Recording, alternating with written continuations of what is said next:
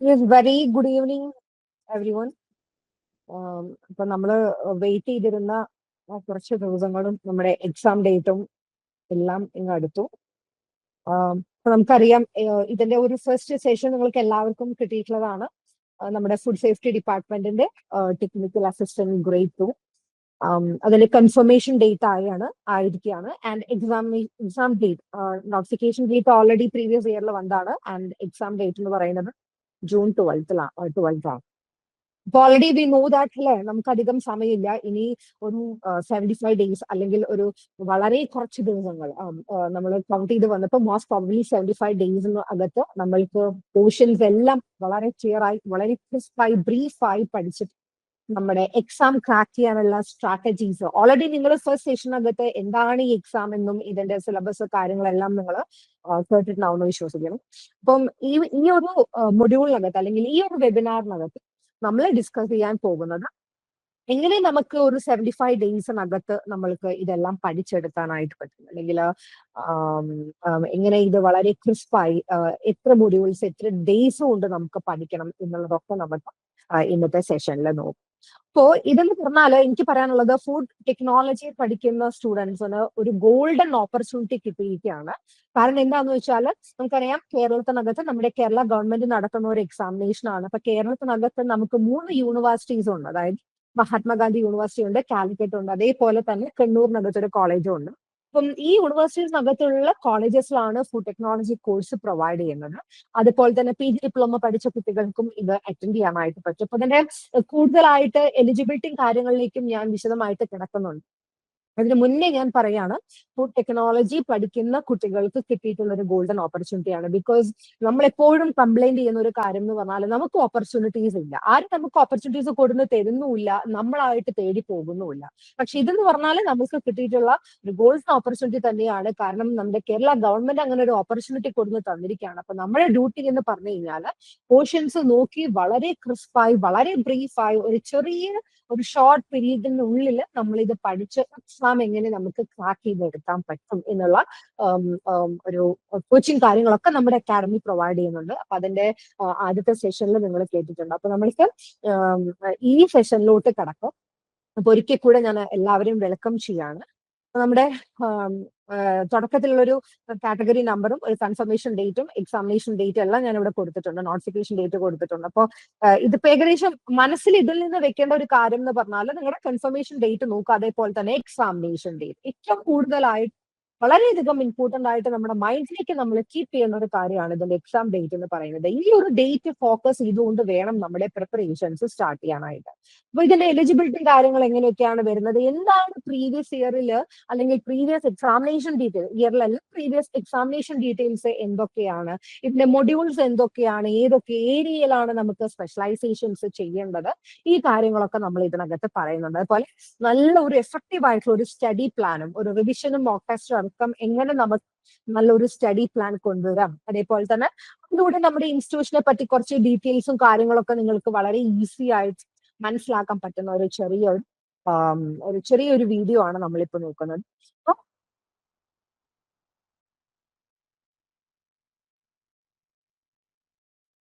നമുക്ക് ആദ്യം തന്നെ ഇതിന്റെ അതൊന്ന് ഹൈഡ് ചെയ്തേക്കാവോ ഗൂഗിൾ മീറ്റ്? ഇതല്ലേ, ഒരു മിനിറ്റ്. ഓക്കെ, ഒരു മിനിറ്റ്, ഞാനൊന്ന് എടുത്തേക്ക്.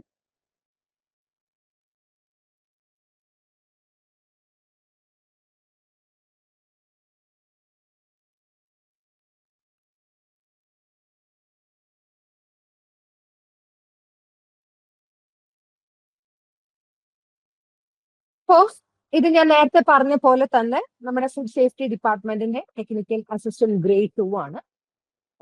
നിങ്ങൾക്കറിയാം, നമ്മൾ ക്രിസ്പായിട്ട് ഇന്ന് ഷോർട്ട് പീരീഡിനകത്ത് പഠിച്ചു കഴിഞ്ഞാൽ നിങ്ങൾക്ക് കിട്ടാൻ പോകുന്ന സ്കെയിൽ ഓഫ് പേ ആണ് ഇവിടെ കൊടുത്തിരിക്കുന്നത്. ഇതിൽ നമ്പർ ഓഫ് വേക്കൻസീസ് 2 എന്നാണ് കൊടുത്തിരിക്കുന്നത്. അപ്പം ഇവിടെ ആയിരിക്കും എല്ലാവർക്കും ആദ്യം വരുന്ന സംശയം. ആദ്യം തന്നെ ഒരു ഡിമോട്ടിവേഷനിലേക്ക് പോകുന്നത് എപ്പോഴും നമ്മൾ നമ്പർ ഓഫ് വേക്കൻസീസ് നോക്കിയിട്ടാണ്. അപ്പൊ കേരളത്തിൽ നടത്തുന്ന ഒരു എക്സാം 2 വേക്കൻസി ഉണ്ട്, ഇതിപ്പോ എപ്പോ പഠിച്ച് എനിക്ക് എങ്ങനെ കിട്ടാനാണ്, ഈ ഒരു തോട്ടിൽ നമ്മൾ മൂവ് ചെയ്യുകയാണെങ്കിൽ ഇതെന്നല്ല ഒരു കോമ്പറ്റേറ്റീവ് ആയിട്ടുള്ള എക്സാംസും നമ്മൾ ക്വാളിഫൈഡ് ആവില്ല. ഇപ്പൊ പറയാൻ കാരണം എന്താണെന്ന് ചോദിച്ചു കഴിഞ്ഞാൽ ഇത് ഫുഡ് ടെക്നോളജി സ്റ്റുഡൻസിന് കൂടുതൽ പ്രിഫറൻസ് കൊടുത്ത് നടത്തുന്ന ഒരു എക്സാം ആണ്. ബാക്കിയുള്ള എക്സാമിനേഷൻസ് പോലെ ഏതെങ്കിലും ഒരു ഡിഗ്രിനകത്ത് എലിജിബിലിറ്റി അല്ലെങ്കിൽ ഏതെങ്കിലും ഒരു ഡിഗ്രി നമ്മുടെ കയ്യിലുണ്ടെങ്കിൽ അത് മാത്രം എലിജിബിലിറ്റി വെക്കുന്ന ഒരു എക്സാമിനേഷൻ അല്ല. കറക്റ്റ് ആയിട്ട് അവർ പറയുന്നുണ്ട് ഫുഡ് ടെക്നോളജി സ്റ്റുഡൻസിനാണ് ഇതിൽ കൂടുതൽ പ്രിഫറൻസ്. പക്ഷെ കെമിസ്ട്രി ഡിഗ്രി കഴിഞ്ഞ കുട്ടികൾ ഈ എക്സാമിനേഷൻ എഴുതാം എന്നുള്ളൊരു കാര്യം പറയുന്നുണ്ട്. അപ്പൊ അതുകൊണ്ടാണ് ഞാൻ പറയുന്നത് അവസരം ഇല്ല എന്ന് പറഞ്ഞ് അവസരം കയ്യിൽ കിട്ടുമ്പോൾ നമ്മുടെയൊക്കെ ഒരു പ്രശ്നം എന്ന് പറഞ്ഞു കഴിഞ്ഞാൽ നമ്മൾ ഈ വേക്കൻസീസ് കണ്ടു കഴിഞ്ഞാൽ ഉടനടി ഇത് ബാക്ക് ഔട്ട് ചെയ്യും. 2 വേക്കൻസിയാണ് കേരളത്തിൽ മൊത്തം ആൾക്കാർ ഫുഡ് ടെക്നോളജി പഠിക്കുന്ന മൊത്തം കുട്ടികൾ ഇതിനകത്ത് വേണ്ടി എഴുതുന്നുണ്ടാവും. പിന്നെ നമുക്ക് എവിടെ കിട്ടാനാണ്. അപ്പൊ ആ വേക്കൻസിയുടെ സെക്ഷനെ നിങ്ങൾ നോക്കണ്ട. കാറ്റഗറി വന്നപ്പം നോട്ടിഫിക്കേഷൻ ഔട്ട് ആയപ്പോൾ അവർ അതിനകത്ത് അതിന്റെ ഒരു ഡീറ്റെയിൽസും കാര്യങ്ങളും കൊടുത്തു എന്ന് മാത്രം. അപ്പോൾ ഇതാണ് നമ്മൾ ആ പോസ്റ്റിനെ പറ്റിയിട്ട് പറയുന്നത്. ഡയറക്റ്റ് റിക്രൂട്ട്മെന്റ് ആണ്. ഏജ് ലിമിറ്റ് വന്നിട്ട് 18 to 36 ആണ് ഇതിന്റെ ഏജ് ലിമിറ്റ് എന്ന് പറയുന്നത്. ബാക്കി അപ്ലിക്കേഷൻസ് ലൈക്ക് നമ്മുടെ ഏജ് റിലാക്സേഷനും അതേപോലെ തന്നെ നമ്മുടെ കമ്മ്യൂണിറ്റി റിലാക്സേഷനും കാര്യങ്ങളെല്ലാം അതിനകത്ത് കൊടുത്തിട്ടുണ്ട്. Age limit between 18 to 36 and direct recruitment ആണ് മെത്തേഡ് ഓഫ് അപ്പോയിന്റ്മെന്റ് എന്ന് പറയുന്നത്. അപ്പൊ ഞാൻ പറഞ്ഞു ആ 2 വേക്കൻസീസ് എന്നുള്ളത് അപ്പാടെ മാച്ച് കളയാ. നമ്മുടെ മുന്നിൽ ലക്ഷ്യം എന്ന് പറഞ്ഞാൽ ജൂൺ 12 നമുക്ക് എക്സാം ഉണ്ട്. ആ എക്സാം നമുക്ക് ക്രാക്ക് ചെയ്യാനായിട്ട് നമുക്ക് ഇങ്ങനെ എഫക്റ്റീവ് ആയിട്ട് പഠിക്കാം. ഈ ഒരു പോയിന്റ് മാത്രമാണ് നമ്മൾ ഈ സെഷനിൽ കൂടുതലായിട്ട് ഹൈലൈറ്റ് ചെയ്യുന്നത്. And for you kind information എല്ലാവരും ഒരു ഇൻഫോർമേഷന് വേണ്ടിയിട്ടാണ് നമ്മുടെ Kerala public service commission official വെബ്സൈറ്റിനകത്തോടെ 1 ടൈം രജിസ്ട്രേഷൻ ചെയ്ത് കഴിഞ്ഞാൽ നിങ്ങൾക്ക് ഇത് ഓൾറെഡി ചെയ്തിട്ടുണ്ടാവും. അപ്പൊ ഇതിന് ചെയ്യാത്ത കുട്ടികൾ ഈ 1 ടൈം രജിസ്ട്രേഷൻ ചെയ്യണം. എന്നാലാണ് നമുക്ക് ഈ കാറ്റഗറിയിലോട്ട് അപ്ലൈ ചെയ്യാനായിട്ട് പറ്റുള്ളൂ. അപ്പോൾ ഈ പോസ്റ്റിന്റെ ഡീറ്റെയിൽസ് എല്ലാം അതിനകത്തേക്ക് വരും. അത് അപ്ലൈ ചെയ്യും. ആ ഒരു സ്കെയിൽ ഓഫ് പേയെങ്കിലും നമ്മൾ നോക്കുക. നമ്മൾക്ക് നോർമലി നമ്മുടെ ഫുഡ് ടെക്നോളജിയുടെ അവസ്ഥ എന്താണെന്ന് നമുക്കറിയാം. വളരെ കോഴ്സ് എത്ര നല്ല എഫക്റ്റീവ് ആയിട്ടുള്ള കോളേജസിൽ പഠിച്ചിറങ്ങിയാലും പ്രോപ്പർ ആയിട്ടുള്ള രീതിയിൽ വർക്കിംഗ് അറ്റ്മോസ്ഫിയർ കിട്ടാതെ പ്രോപ്പർ ആയിട്ടുള്ള രീതിയിൽ വർക്ക് ചെയ്യാതെ ഇനി വേറൊരു കാര്യമുണ്ട് അവസരങ്ങൾ ഇല്ല എന്ന് പറഞ്ഞിരിക്കുന്ന നമ്മൾക്ക് ഇത് നന്നായി പഠിച്ച് എഴുതി കഴിഞ്ഞാൽ അവരുടെ സ്കെയിൽ ഓഫ് പേയിൽ നിങ്ങൾ നോക്കുക. അപ്പൊ ഈ ഒരു കാര്യം മനസ്സിൽ വെച്ചിട്ട് വേണം നമ്മൾ ഇങ്ങനെ എക്സാമിനേഷന് വേണ്ടി പ്രിപ്പറേഷൻ തുടങ്ങാനായിട്ട്. അപ്പൊ ഞാൻ നേരത്തെ പറഞ്ഞ പോലെ തന്നെ ഇതിന്റെ ക്വാളിഫിക്കേഷൻസ് ഒന്ന് നോക്കാം. Diploma in food technology with at least 2nd class, degree in chemistry with at least 2nd class. അപ്പൊ അവിടെ താഴെ ഒരു നോട്ട് കൊടുത്തിട്ടുണ്ട്. Preference will be given to candidates with food technology qualification or PG diploma in food analysis and quality assurance from the Defense Food Research Laboratory DRDO DFRL under University of Mysore, or PG diploma in food analysis and quality assurance from a UGC recognized university or national institute established by the government of India or institute established by the government of Kerala. ചുരുക്കി പറഞ്ഞു കഴിഞ്ഞാൽ ഞാൻ നേരത്തെ പറഞ്ഞ പോലെ തന്നെ qualifications എന്ന് പറയുന്നത് കൂടുതലും എയിം ചെയ്ത് നിൽക്കുന്നത് നമ്മുടെ ഫുഡ് ടെക്നോളജി സ്റ്റുഡൻസിന് വേണ്ടിയിട്ടാണ്. അതുകൊണ്ടാണ് ഞാൻ പറഞ്ഞത് ഫുഡ് ടെക്നോളജി സ്റ്റുഡൻസിനും മാക്സിമം കിട്ടാൻ പറ്റുന്ന ഒരു ഗോൾഡൻ ഓപ്പർച്യൂണിറ്റിയാണ്. ഈ ഒരു എക്സാമിന് വേണ്ടിയിട്ട് നിങ്ങൾ പ്രിപ്പയർ ചെയ്ത് കഴിഞ്ഞാൽ ഇതിന്റെ പിന്നാലെ തന്നെ നമുക്ക് സെൻട്രൽ ഫുഡ് സേഫ്റ്റി ഓഫീസർ എക്സാമിനേഷനും വരുന്നുണ്ട്.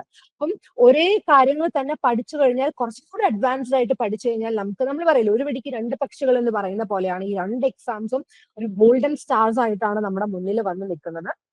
അപ്പൊ ഈ ക്വാളിഫിക്കേഷൻസ് ഉള്ള കുട്ടികൾക്ക് ഇതിൽ പറയുന്നത് ഫുഡ് ടെക്നോളജിയുടെ ഡിപ്ലോമ മതി എന്നാണ് പറയുന്നത്. സോ BSc കഴിഞ്ഞ കുട്ടികൾക്കും വളരെ ഈസി ആയിട്ട് അല്ലെങ്കിൽ എന്താ പറയുക നമുക്ക് വളരെ ഒരു സ്ട്രോങ് ആയിട്ട് ഓക്കെ ഇത് നമുക്ക് എന്തായാലും ചെയ്യാൻ പറ്റും. കാരണം കോമ്പറ്റീഷൻസ് ഇതിനകത്ത് ഒരുപാട് ഉണ്ടാകില്ല എന്നുള്ളൊരു ചിന്ത വേണം. പക്ഷെ അങ്ങനെ തോട്ട് വരുമ്പോൾ നമ്മുടെ മൈൻഡിലേക്ക് വരുന്ന ഒരു കാര്യം എന്ന് പറഞ്ഞാൽ കോമ്പറ്റീഷൻസ് കുറവായിരിക്കും. അതുകൊണ്ട് എക്സാം എന്ന് പറയുന്നത് അധികം ആൾക്കാർ എഴുതാനുണ്ടാവില്ല, കട്ട് ഓഫ് കുറവായിരിക്കും, ചിലപ്പോൾ ഈസി ആയിരിക്കും. ഇങ്ങനെയുള്ള കുറച്ച് തോട്ട്സുകൾ നമുക്ക് വരാനായിട്ടുള്ള ചാൻസ് ഉണ്ട്.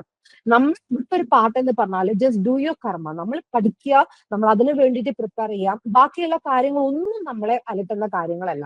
നമ്മുടെ എയിം എന്ന് പറഞ്ഞാൽ ജൂൺ 12 ആ ഒരു എക്സാം ഡേറ്റ് ഞാൻ അങ്ങനെ തന്നെ ഹൈലൈറ്റ് ചെയ്ത് പറയുന്നത് ബിക്കോസ് ഇന്നത്തെ നമ്മൾ കാൽക്കുലേറ്റ് ചെയ്യുമ്പോൾ V only have 75 days and നമുക്ക് അധികം സമയമില്ല. നമുക്ക് പ്രിപ്പറേഷൻ തുടങ്ങേണ്ട സമയമായി. വളരെ ക്രിസ്പായി വളരെ ബ്രീഫായിട്ട് നമുക്ക് പ്രിപ്പറേഷൻ തുടങ്ങേണ്ട സമയമായി. അതുകൊണ്ടാണ് നമ്മൾ പറയുന്നത് ആ ഒരു ഡേറ്റ് ഞാൻ ഇങ്ങനെ ഹൈലൈറ്റ് ചെയ്തിട്ട് പറയുന്നത്. അപ്പൊ ക്വാളിഫിക്കേഷൻസിൽ ഇനി കൂടുതൽ ഡൗട്ട് ഒന്നും ഇല്ല എന്ന് വിചാരിക്കണം. ഇത് നമ്മുടെ നോട്ടിഫിക്കേഷൻ വന്ന സമയത്ത് അവർ തന്നിട്ടുള്ള ക്വാളിഫിക്കേഷൻസ് ആണ്.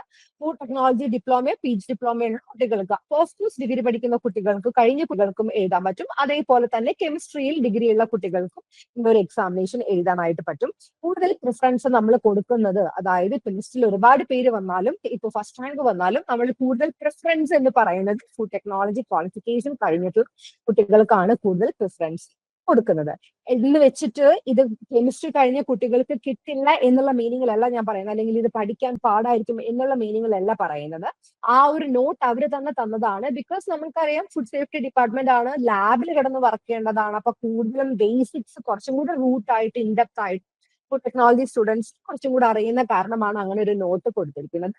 അപ്പൊ ഇതാണ് നമ്മുടെ ക്വാളിഫിക്കേഷൻസ് എന്ന് പറയുന്നത്. അപ്പൊ ഞാൻ ഒരു ചെറിയൊരു ഐഡിയക്ക് വേണ്ടിയിട്ട് ലാസ്റ്റ് എക്സാം ഡീറ്റെയിൽസ് ഇവിടെ കൊടുത്തിട്ടുണ്ട്. അപ്പൊ ഇതിനകത്ത് അന്നത്തെ എക്സാം ഡേറ്റ് ഇതൊക്കെ ഞാനൊരു ജനറൽ ഇൻഫോർമേഷന് വേണ്ടി തന്നതാണ്. പക്ഷെ ഇത് നിങ്ങൾ അങ്ങോട്ടും ഇങ്ങോട്ടും തെറ്റിപ്പോരുത് കേട്ടോ. ഞാൻ അവിടെ മേലെ കറക്റ്റ് ആയിട്ട് പറഞ്ഞിട്ടുണ്ട്, this is the details of last exam. ഇതിനകത്ത് നമുക്ക് നോക്കേണ്ട കുറച്ച് കാര്യങ്ങളുണ്ട് എന്ന് പറഞ്ഞാൽ അതിന്റെ ടഫ് നോക്കണം, അതേപോലെ മാക്സിമം മാർക്സ് ഒബ്റ്റെയിൻ നമുക്ക് നോക്കണം. ബാക്കിയുള്ളതൊന്നും നമ്മൾ എഫക്ട് ചെയ്യുന്ന കാര്യങ്ങളല്ല. പക്ഷെ ഫോർ യുവർ കൈൻഡ് ഇൻഫർമേഷന് വേണ്ടിയിട്ട് മാത്രമാണ് ഞാൻ ലാസ്റ്റ് എക്സാം ഡീറ്റെയിൽസ് തന്നത്. 33.33 ആണ് ഇതിന്റെ കട്ട് ഓഫ് എന്ന് പറയുന്നത്. പെർസെന്റൈൽ ഫോം ആണ് കട്ട് ഓഫ് വന്നിരിക്കുന്നത്. ആൻഡ് മാക്സിമം മാർക്ക് എന്ന് പറയുന്നത് 49.33. കട്ട് ഓഫ് നിങ്ങൾ കണ്ടോ? അതായത് 33.33% ആയത് നമ്മൾ ഇതിന്റെ കട്ട് ഓഫ് വന്നിട്ടുണ്ടെങ്കിൽ നമുക്കറിയാം എക്സാംസ് എന്ന് പറയുന്നത് ഒട്ടും വളരെ ഈസി ആയിട്ട് നടക്കുന്ന ഒരു എക്സാം അല്ല. ഓഫ് കോഴ്സ് എന്തായാലും നിങ്ങൾക്ക് അറിയാം അല്ലെ. അതായത് ഇപ്പൊ എക്സാം ഈസി ആയിട്ട് നടത്തിയാലും അതിനനുസരിച്ച് കട്ട് ഓഫ് നമുക്ക് വാരിയേഷൻസ് വരും.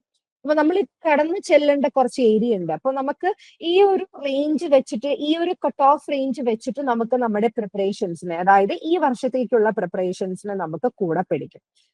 അപ്പൊ അതിന് വേണ്ടിയിട്ടാണ് ഞാൻ ഈ ലാസ്റ്റ് എക്സാം ഡീറ്റെയിൽസ് തന്നത്. ഇനി നമ്മൾക്ക് ഇറങ്ങി ചെല്ലണ്ട, അല്ലെങ്കിൽ നമ്മളെ വളരെ ഇമ്പോർട്ടന്റ് ആയിട്ട് നമ്മൾക്ക് മനസ്സിൽ വെച്ച് ചെയ്യേണ്ട കാര്യങ്ങളിലേക്കാണ് നമ്മൾ കിടക്കുന്നത്. കുറച്ച് കാര്യങ്ങളൊന്ന് നോട്ട് ചെയ്യുക. ഇനി എന്നോട് കുറെ പേര് ചോദിച്ചു ഇതെന്താണ് സംഭവം, ഇതെന്താ ഈ ടെക്നിക്കൽ അസിസ്റ്റന്റ് ഗ്രേഡ് 2 എന്താണ് സംഭവം. അതിന് വേണ്ടിയിട്ടാണ് ഞാൻ ആദ്യത്തെ കുറച്ച് സ്ലൈഡുകൾ പറഞ്ഞത്. നമ്മുടെ food safety department under Kerala government നടത്തുന്ന ടെക്നിക്കൽ അസിസ്റ്റന്റ് ഗ്രേഡ് 2 എക്സാമിന്റെ നോട്ടിഫിക്കേഷൻ ഔട്ട് ആയിട്ടുണ്ട്. ഇപ്പോ അതില് നമ്മൾ ക്വാളിഫിക്കേഷൻസ് പറയുന്നത് ഫുഡ് ടെക്നോളജി ഡിപ്ലോമ അല്ലെങ്കിൽ കെമിസ്ട്രി ഡിഗ്രി ഉള്ള കുട്ടികൾക്ക്, അല്ലെങ്കിൽ PG diploma in food technology, food സേഫ്റ്റിയിലുള്ള കുട്ടികൾക്കെല്ലാം ഇത് അപ്ലൈ ചെയ്യാനായിട്ട് പറ്റും. ഇതിന്റെ ലാസ്റ്റ് എക്സാമിന്റെ ഡീറ്റെയിൽസ് ആണ് പറഞ്ഞത്. 2018 നടന്നിട്ടുള്ള 33.33 ആണ് പെർസെന്റൈൽ വന്നിട്ടുള്ളത്. Vacancies number of the vacancies എന്ന് പറയുന്നത് 2 ആണ്. ഇത്രയാണ് നമുക്ക് 18 to 36 വയസ്സ് വരെയുള്ള കുട്ടികൾക്ക്, അല്ലെങ്കിൽ ഇടയിലുള്ള ഏജ് ലിമിറ്റ് ആണ് പറഞ്ഞിരിക്കുന്നത്. അതേപോലെ ഡയറക്റ്റ് റിക്രൂട്ട്മെന്റ് ആണ്. ഒന്നുമില്ല, നമ്മൾ കറക്റ്റ് ആയിട്ട് പഠിക്കുന്നു, പോയി എഴുതുന്നു, ഈസി ആയിട്ട് ക്രാക്ക് ചെയ്യുന്നു. പക്ഷെ ഇത് എനിക്ക് പറയാൻ എളുപ്പമാണ്, പക്ഷെ നമ്മൾ അതിനകത്തൂടെ ജേർണിയിലൂടെ പോകുമ്പോൾ മാത്രമാണ് നമുക്കത് ഭയങ്കര ടഫായിട്ട് തോന്നുന്നത്. And we don't have that much of time, because June 12th examination date എന്ന് പറയുന്നത് ഇറ്റ് ഈസ് ഓൾറെഡി ഔട്ട്. അപ്പൊ എന്താണ് ഇനി ഇവിടെ നിന്ന് അങ്ങോട്ട് കാൽക്കുലേറ്റ് ചെയ്ത് കഴിഞ്ഞാൽ വെറും 75 ഡേയ്സ് മാത്രമാണ്. ഈ കാര്യങ്ങൾ നമ്മുടെ മൈൻഡിലേക്ക് ഇങ്ങനെ നമ്മൾ വെച്ച് കഴിഞ്ഞാലാണ് നമുക്കിത് നമ്മളത് ഗ്രാസ്പ് ചെയ്യുള്ളൂ, നമ്മുടെ ബ്രെയിൻ ഗ്രാസ്പ് ചെയ്യുള്ളൂ, നമ്മുടെ മൈൻഡ് അതിന് വേണ്ടിയിട്ട് നമ്മൾ വർക്ക്ഔട്ട് ആയി തുടങ്ങുള്ളൂ. മൈൻഡ് അതിന് വേണ്ടിയിട്ട് പ്രിപ്പയർ ചെയ്യണം. അപ്പോൾ അതുകൊണ്ടാണ് ഞാൻ ഈ ഡേറ്റ്സും കാര്യങ്ങളും ഇങ്ങനെ എടുത്തെടുത്ത് പറയുന്നത്. Already last year final year പഠിക്കുന്ന കുട്ടികൾക്ക് ഇപ്പോ ഒരുപാട് ഹെക്ടിക് ആണ്. ഇപ്പം അവരുടെ എക്സാമിനേഷൻസും കാര്യങ്ങളൊക്കെ നടന്നുകൊണ്ടിരിക്കുകയാണ്. പക്ഷെ നമ്മളൊരു മാർച്ച് ഏപ്രിൽ ഹാഫോട് കൂടെ ഫ്രീ ആവും. പക്ഷെ നിങ്ങൾ പഠിക്കുന്ന കാര്യങ്ങൾ എന്ന് പറഞ്ഞാൽ എന്താണ്, നിങ്ങൾ ഓൾറെഡി സബ്ജക്ട് റിലേറ്റ് ചെയ്തിട്ടുള്ള കാര്യങ്ങൾ തന്നെയാണ് പഠിക്കുന്നത്. അതിന്റെ കൂടെ കുറച്ചും കൂടെ പ്രിപ്പറേഷൻസും കാര്യങ്ങളും വേണമെന്ന് മാത്രം. അപ്പോൾ ഇവിടെ 8 മൊഡ്യൂൾസ് അല്ലെങ്കിൽ 8 ടോപ്പിക്സ് ആണ് നമ്മുടെ ഈ ഒരു എക്സാമിനേഷന് വേണ്ടിയിട്ട് നിങ്ങൾ പഠിക്കേണ്ടത്. അതേപോലെ തന്നെ നമ്മൾ നോട്ടിഫിക്കേഷൻ ഔട്ടായ സമയത്ത് തന്നെ അവരതിനകത്തുന്ന കാറ്റലോഗിനകത്ത് നമുക്ക് ഇതിന്റെ മാർക്സും കൂടെ പറയുന്നുണ്ട്. അതായത് മൊഡ്യൂൾ വെയിറ്റേജും കൂടെ പറയുന്നുണ്ട്.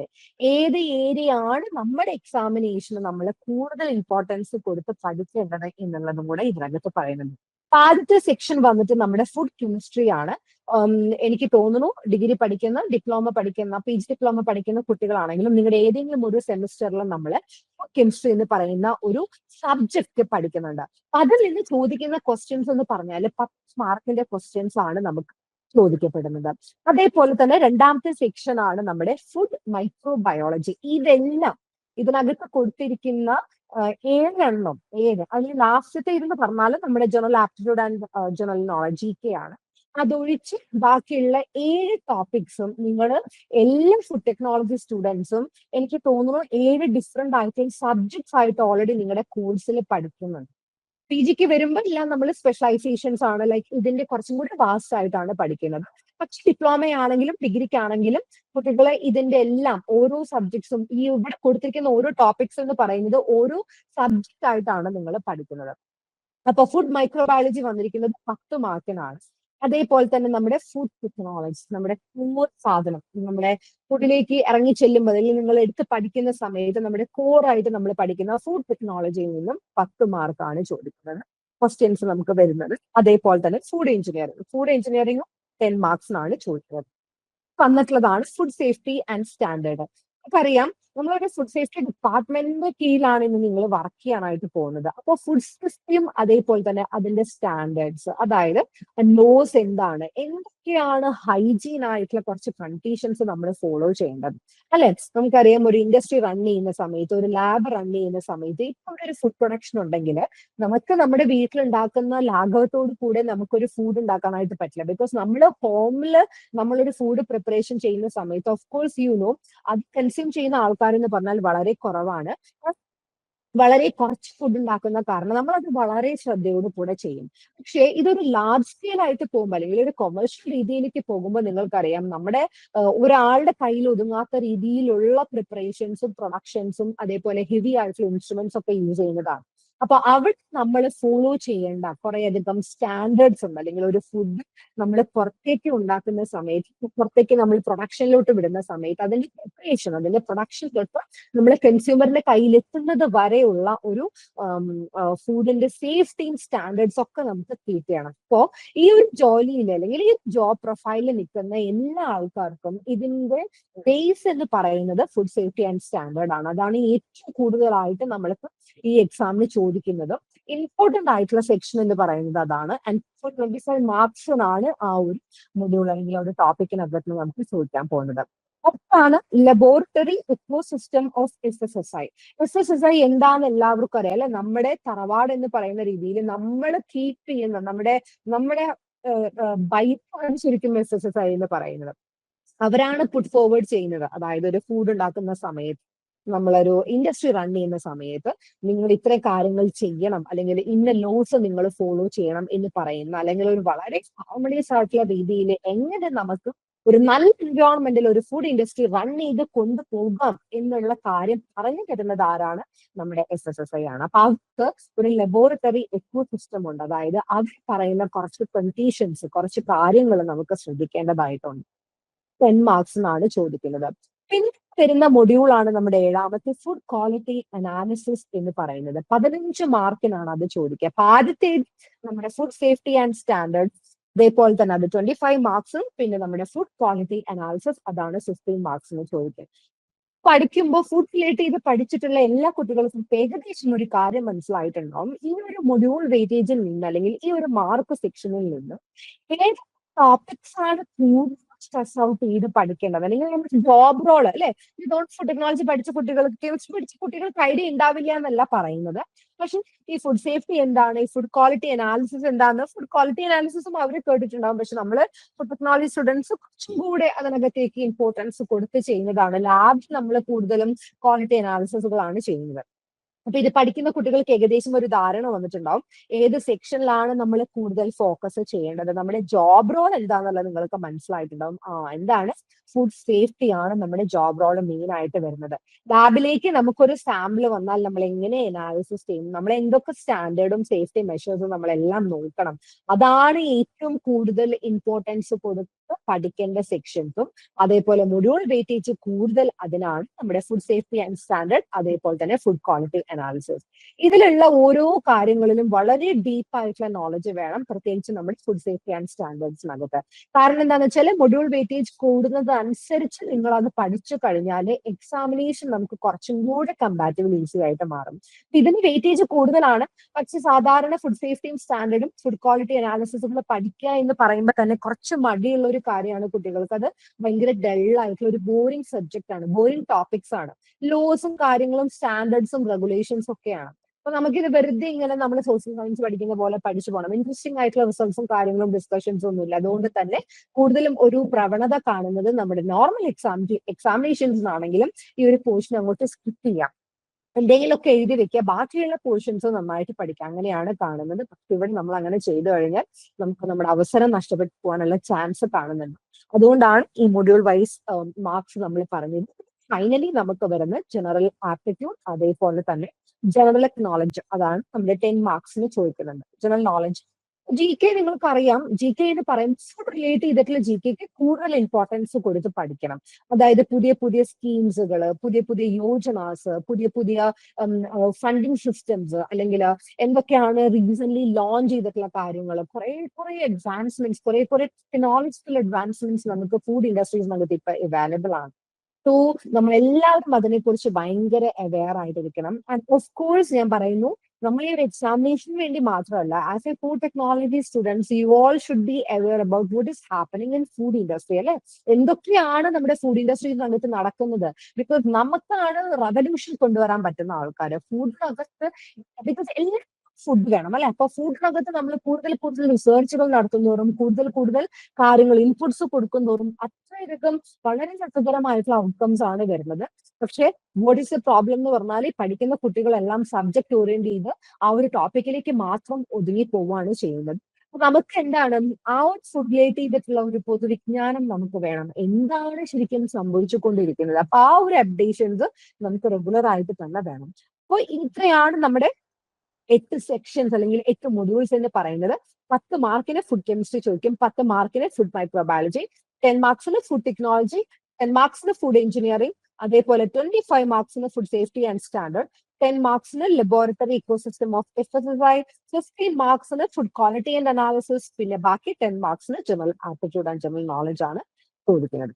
അപ്പൊ നമുക്ക് ഈ മൊഡ്യൂൾസിലേക്ക് ഒന്ന് ഇറങ്ങിയാലോ, ഡീറ്റെയിൽ ആയിട്ട് നമുക്ക് നോക്കാം. ആദ്യത്തേത് ഞാൻ പറയുന്നത് നമ്മുടെ ഫുഡ് കെമിസ്ട്രി ആണ്. 10 മാർക്കിന് ചോദിക്കും എന്ന് പറഞ്ഞു. അപ്പൊ അതിൽ നിങ്ങളൊന്ന് നോക്കിക്കോളൂ. ആദ്യം തന്നെ the chemical composition of food, food എന്താന്നുള്ള, ഫുഡിനകത്ത് എന്തൊക്കെ ആൾക്കാർ പ്രസന്റ് ചെയ്തിട്ടുണ്ട് എന്താന്നുള്ളത് നമുക്കൊന്ന് ബേസ് വേണം അല്ലെ. എന്തൊക്കെയാണ് അതിനകത്തുള്ള ന്യൂട്രിയൻസിന്റെ, അതായത് മൈക്രോ ആയിക്കോട്ടെ മാക്രോ ആയിക്കോട്ടെ, അതിനകത്ത് പ്രസന്റ് ചെയ്തിട്ടുള്ള ന്യൂട്രിയൻസിന്റെ സ്ട്രക്ചറും ഫംഗ്ഷൻ എന്താണ്.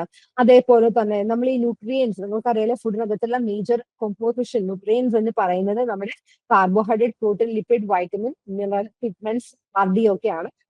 നമ്മൾ നോക്കണം.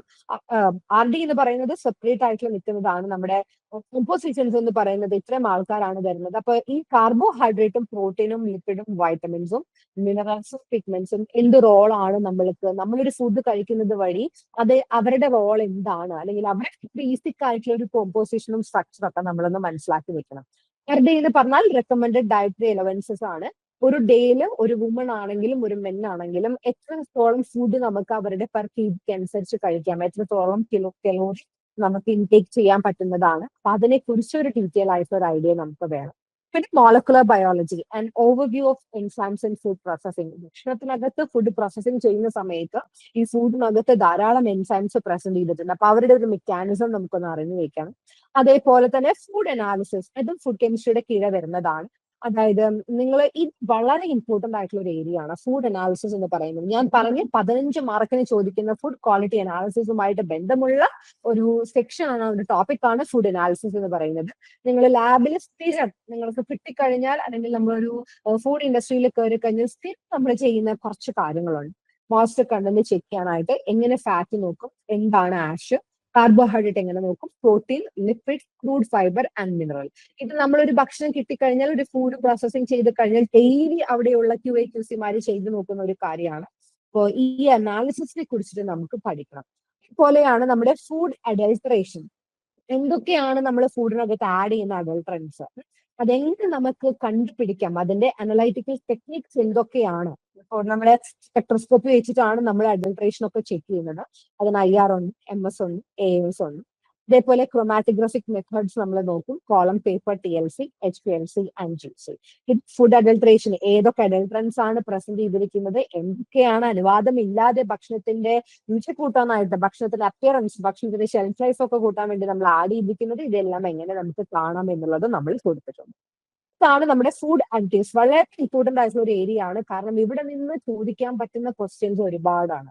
നമുക്ക് ഓരോ ഫുഡ് അഡിറ്റീവ്സും, ഇപ്പൊ നിങ്ങൾക്കറിയാം, മോയ്സ്ചർ കൺട്രോൾ ചെയ്യാൻ വേണ്ടിയിട്ട്, ഷുഗർ കൂട്ടാൻ വേണ്ടിയിട്ട്, അതേപോലെ തന്നെ ഷെൽഫ് ലൈഫ് കൂട്ടാൻ വേണ്ടിയിട്ട്, ക്യൂറിങ് കൂട്ടാൻ വേണ്ടിയിട്ട്, ഏത് ഫുഡ് പ്രൊഡക്റ്റ് ആണ് എടുക്കുന്നത് അതിനകത്തൊക്കെ ധാരാളം അഡിറ്റീവ്സ് നമ്മൾ ആഡ് ചെയ്ത് വരുന്നുണ്ട്. പ്രിസർവേറ്റീവ്സിന്റെ ഫോമിലൊക്കെ വരുന്നുണ്ട്. അപ്പം അവരുടെ ഡെഫിനിഷൻ എന്താണ്, അവരുടെ റോൾ എന്താണ്, അവരുടെ ടെക്നോളജിക്കൽ ഫംഗ്ഷൻ എന്താണ്, INS നമ്പർ എന്താണ്, ഫുഡ് കളേഴ്സ് ഏതൊക്കെയാണ്, ആന്റി ഓക്സിഡൻസ് എന്താ, സ്വീറ്റ്നേഴ്സ്, പ്രിസർവേറ്റീവ്സ്, ഇമൽസിഫയർ, തിക്നസ്, അങ്ങനെ നമുക്ക് ഇത് മാത്രമല്ല ഫുഡ് അഡീവ്സിലെല്ലാം നമുക്കൊന്ന് ഒന്ന് ഡീറ്റെയിൽ ആയിട്ട് പഠിക്കേണ്ടതുണ്ട്. പിന്നെ ആന്റി ന്യൂട്രീഷണൽ ആയിട്ടുള്ള ഫാക്ടേഴ്സും പറയാം. ഓരോ ഫുഡിനകത്ത് ചിലപ്പോൾ ടോക്സിൻസ് ഒക്കെ റിലീസ് ചെയ്യുന്നുണ്ടാവും. അപ്പോൾ അവരുടെ ആന്റി ന്യൂട്രീഷണൽ ആയിട്ടുള്ള ഫാക്ടേഴ്സ് എന്താണ്, അതിന്റെ റിമൂവൽ എന്താണ് നമുക്ക് നോക്കാം. അതേപോലെ തന്നെയാണ് ഫുഡ് ഫോർട്ടിഫിക്കേഷൻ. ഇത്തരം കാര്യങ്ങൾ നമുക്ക് ഒരു ബേസ് എന്നുള്ള രീതിയിൽ, ഫുഡിന്റെ ബേസ് എന്നുള്ള രീതിയിൽ നമ്മൾ ഒന്ന് പഠിക്കേണ്ടതാണ്. ഫുഡിന്റെ കെമിസ്ട്രി നമ്മളൊന്ന് ജനറൽ ആയിട്ടൊന്ന് നോക്കി വെക്കണം. ക്ലിയർ വരുന്നതാണ് നമ്മൾ വീണ്ടും 10 മാർക്സിന് ചോദിക്കുന്നത്. അപ്പം ഇതിനകത്തുനിന്ന് 10 മാർക്കിന് നമുക്ക് പറയാൻ പറ്റില്ല, ഇതില് ഇതിപ്പോ ഇമ്പോർട്ടന്റ് ആയിട്ട് നമ്മൾ നോക്കുക, ആന്റി ന്യൂട്രീഷണൽ ഫാക്ടേഴ്സ് ഒന്ന് നോക്കുക, ഫുഡ് അഡീവ്സ് നോക്കുക, ഫുഡ് അഡൾട്രേഷൻ നോക്കുക, ഫുഡ് അനാലിസിസ് നോക്കുക. ഇതാണ് ഇതിനകത്ത് കുറച്ചും കൂടെ സ്കിപ്പ് ചെയ്യാതെ, ഒരു കാരണവശാലും സ്കിപ്പ് ചെയ്യാതെ പഠിക്കേണ്ട ഭാഗം എന്ന് പറയുന്നത്. അതിനർത്ഥം ബാക്കിയുള്ളത് സ്കിപ്പ് ചെയ്യണം എന്നല്ല. നിങ്ങൾക്ക് ഫുഡിന്റെ കെമിക്കൽ കോമ്പോസിഷനും സ്ട്രക്ചറും ഒക്കെ പഠിച്ചാലാണ് ബാക്കി ഞാൻ ഈ പറഞ്ഞ ഒരിക്കലും സ്കിപ്പ് ചെയ്യരുത് എന്ന് പറയുന്ന പോർഷൻ വളരെ ക്ലിയർ ആയിട്ട് മനസ്സിലാക്കാനായിട്ട് പറ്റുള്ളൂ. അപ്പൊ ഇതാണ് നമ്മുടെ ഒന്നാമത്തെ സെക്ഷൻ എന്ന് പറയുന്നത്. രണ്ടാമത്തെയാണ് നമ്മുടെ ഫുഡ് മൈക്രോബയോളജി എന്ന് പറയുന്നത്. നിങ്ങൾ ഈ ക്വാളിറ്റി അനാലിസിസുകൾ ചെയ്യുന്നതിന്റെ ഒപ്പം, അതായത് ഫുഡ് അനാലിസിസ് ചെയ്യുന്നതിന്റെ ഒപ്പം, തീർച്ചയായിട്ടും ഫുഡിനകത്ത് എന്തെങ്കിലും തരത്തിലുള്ള മൈക്രോ ഓർഗാനിസം, സൂക്ഷ്മാണുക്കൾ ഉണ്ടായിട്ടുണ്ടോ, പ്രസന്റ് ചെയ്തിട്ടുണ്ടോ എന്നുള്ളത് നോക്കേണ്ടത് വളരെയധികം ഇമ്പോർട്ടന്റ് ആയിട്ടുള്ള ഒരു കാര്യമാണ്.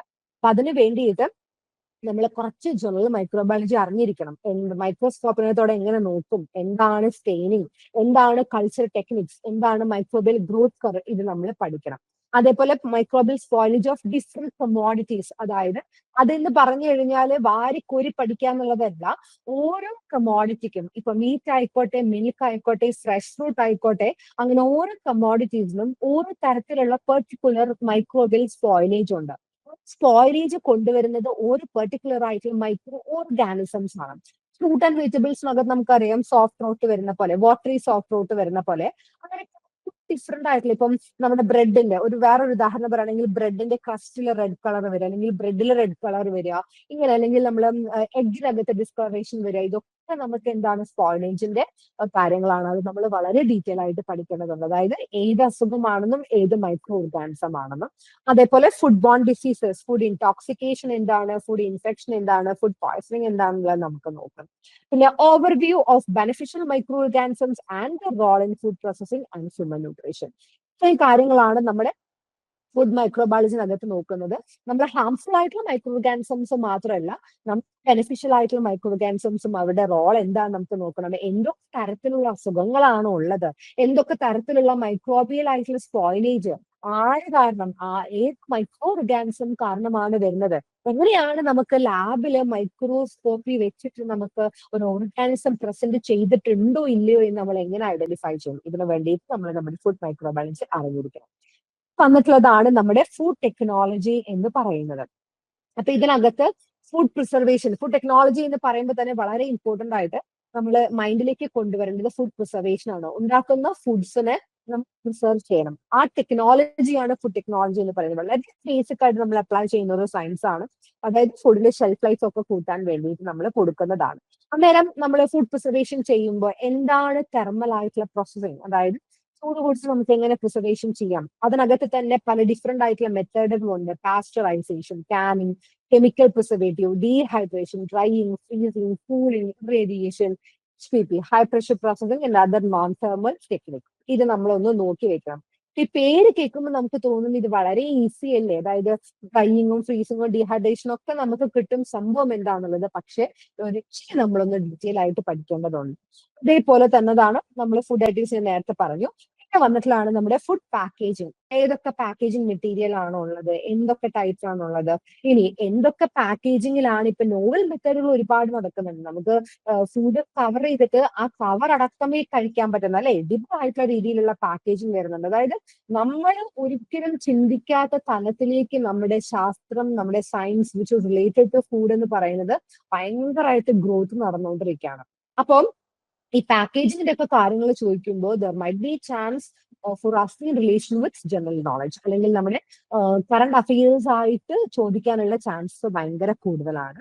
അതേപോലെ തന്നെയാണ് സിറിൽസ് ആൻഡ് പൾസ് പ്രോസസ്സിംഗ്, അതായത് അതിനകത്തുള്ള സ്റ്റെപ്പുകളാണ് ഉദ്ദേശിക്കുന്നത്. ക്ലീനിങ് എന്താ, ഗ്രൈൻഡിങ് എന്താ, മില്ലിംഗ് എന്താ, parboiling, processing of paddy, wheat, corn, pulse, ഇതിനെല്ലാം നമ്മൾ പഠിക്കണം.